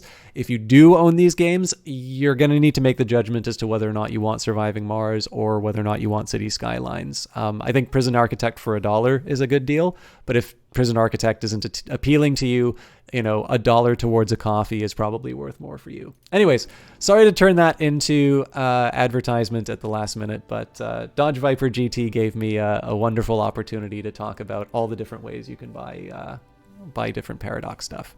Obviously, if you use those Humble links as well, you know, you can get, whether you get Humble Choice, whether there's something on sale that appeals to you. Obviously, I get the credit as long as you use those links. But those are the ones that caught my attention, at least. Anyways, we'll wrap up tonight by going on our way to Panzir. So proceed to Panzir, where you will assist the Restoration Army's efforts to liberate House Decimus. Restoration Army intel suggests that a lance built with long-range fire capabilities could prove advantageous on this drop. Further details will be provided on your arrival. So Glitch is definitely coming along. I'm really not equipped for any of the others, but we might be able to buy some gear on our way to Panzir. So this is our first big push to liberate a founding house of the Aurigan Coalition. I don't know what to expect any more than you do, but I'd suggest rolling in with the best mechs we've got. You know, just in case. Calculating course now, Commander. All right. As soon as this cutscene is done, I'm going to save and we'll call it for tonight. All right, so just as a recap of what we're going to be working towards, so Shadowhawk is done in 3 days. Training module is done in 8. So normally I would have hired a mercenary so they can start getting the experience bonus right away. But of course that's an added cost. So we'll maybe wait for a little while on that. Centurion will be done in 8 days. General will be done in 9. So basically all of my mechs are back online before we arrive at Panzir, and Glitch will be back online 2 days before then. And then of course we've got 10 surplus days on Panzir to make more money. Although, of course, our costs have also gone down. Decker was about 60K in terms of the price. So realistically, we're looking... We probably want to make 400,000 just to be safe. And again, like if we don't make our target, we've already got, you know, 4.75 million in the bank. But obviously it would be nice if we can keep in the black. Sure, it's sad that we lost a trained mercenary, but meat is cheap. All right, let's go to the main menu.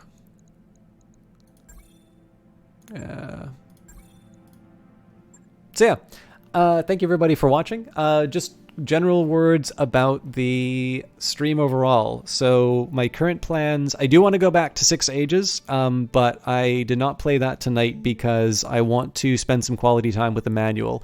It is possible I won't be able to do that between now and Friday, so I might have to put 6 Ages on hold for a little bit just while I get myself up to speed. Over the Christmas week, I am thinking of playing something completely different. I know most people like to associate me with sort of more strategy stuff, something that gives me a chance to talk a lot over it. But I've got a couple of things I've been meaning to play, and a couple of things that I just have wanted to play on my own time. Mad Laughter, thank you very much for the follow. I know you didn't get a chance to see a lot of my stuff, so thanks for doing that research and finding Battletech so cheap. Just picked it up. That is awesome to hear, Mad Laughter. Obviously, as a Kickstarter supporter of the game, I love seeing Harebrained Scheme stuff work. But one of the perks for doing the streaming thing is when people connect with a game. If you get a chance, obviously you followed.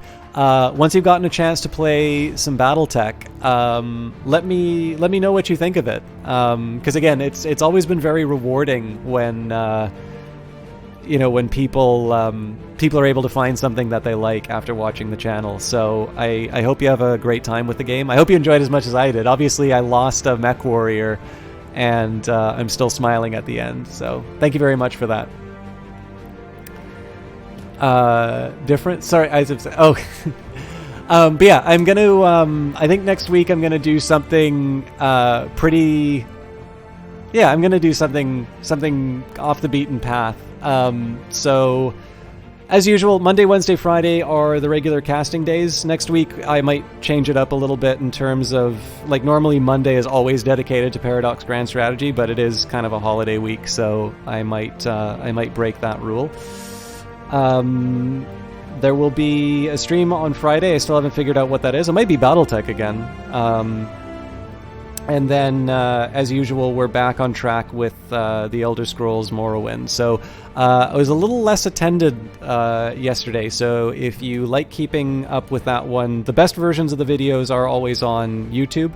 But if you happen to like the ongoing adventures of Caius, Spellsword, Dunmer, Eternal Champion, those are back to regular Tuesday episodes. So, yeah, I'll be recording another one of those over the weekend. And until then, thank you very much for watching. Let's just take a quick minute here and see who's online, and I'll gladly host them. And yeah, I'm actually also very happy that I found out that Battletech is so cheap on Paradox Plaza. So if you are thinking about getting this game, again, you don't have to. Last I've checked, people do not. People have like who give me the keys and stuff like that don't. I don't think they like keep track of sales or anything along those lines. But it is nice, you know, it's nice to connect people with games that they're interested in. So it's a good time to buy Battletech if you are sufficiently interested in it. And I hope you are, because I think it's a really wonderful game.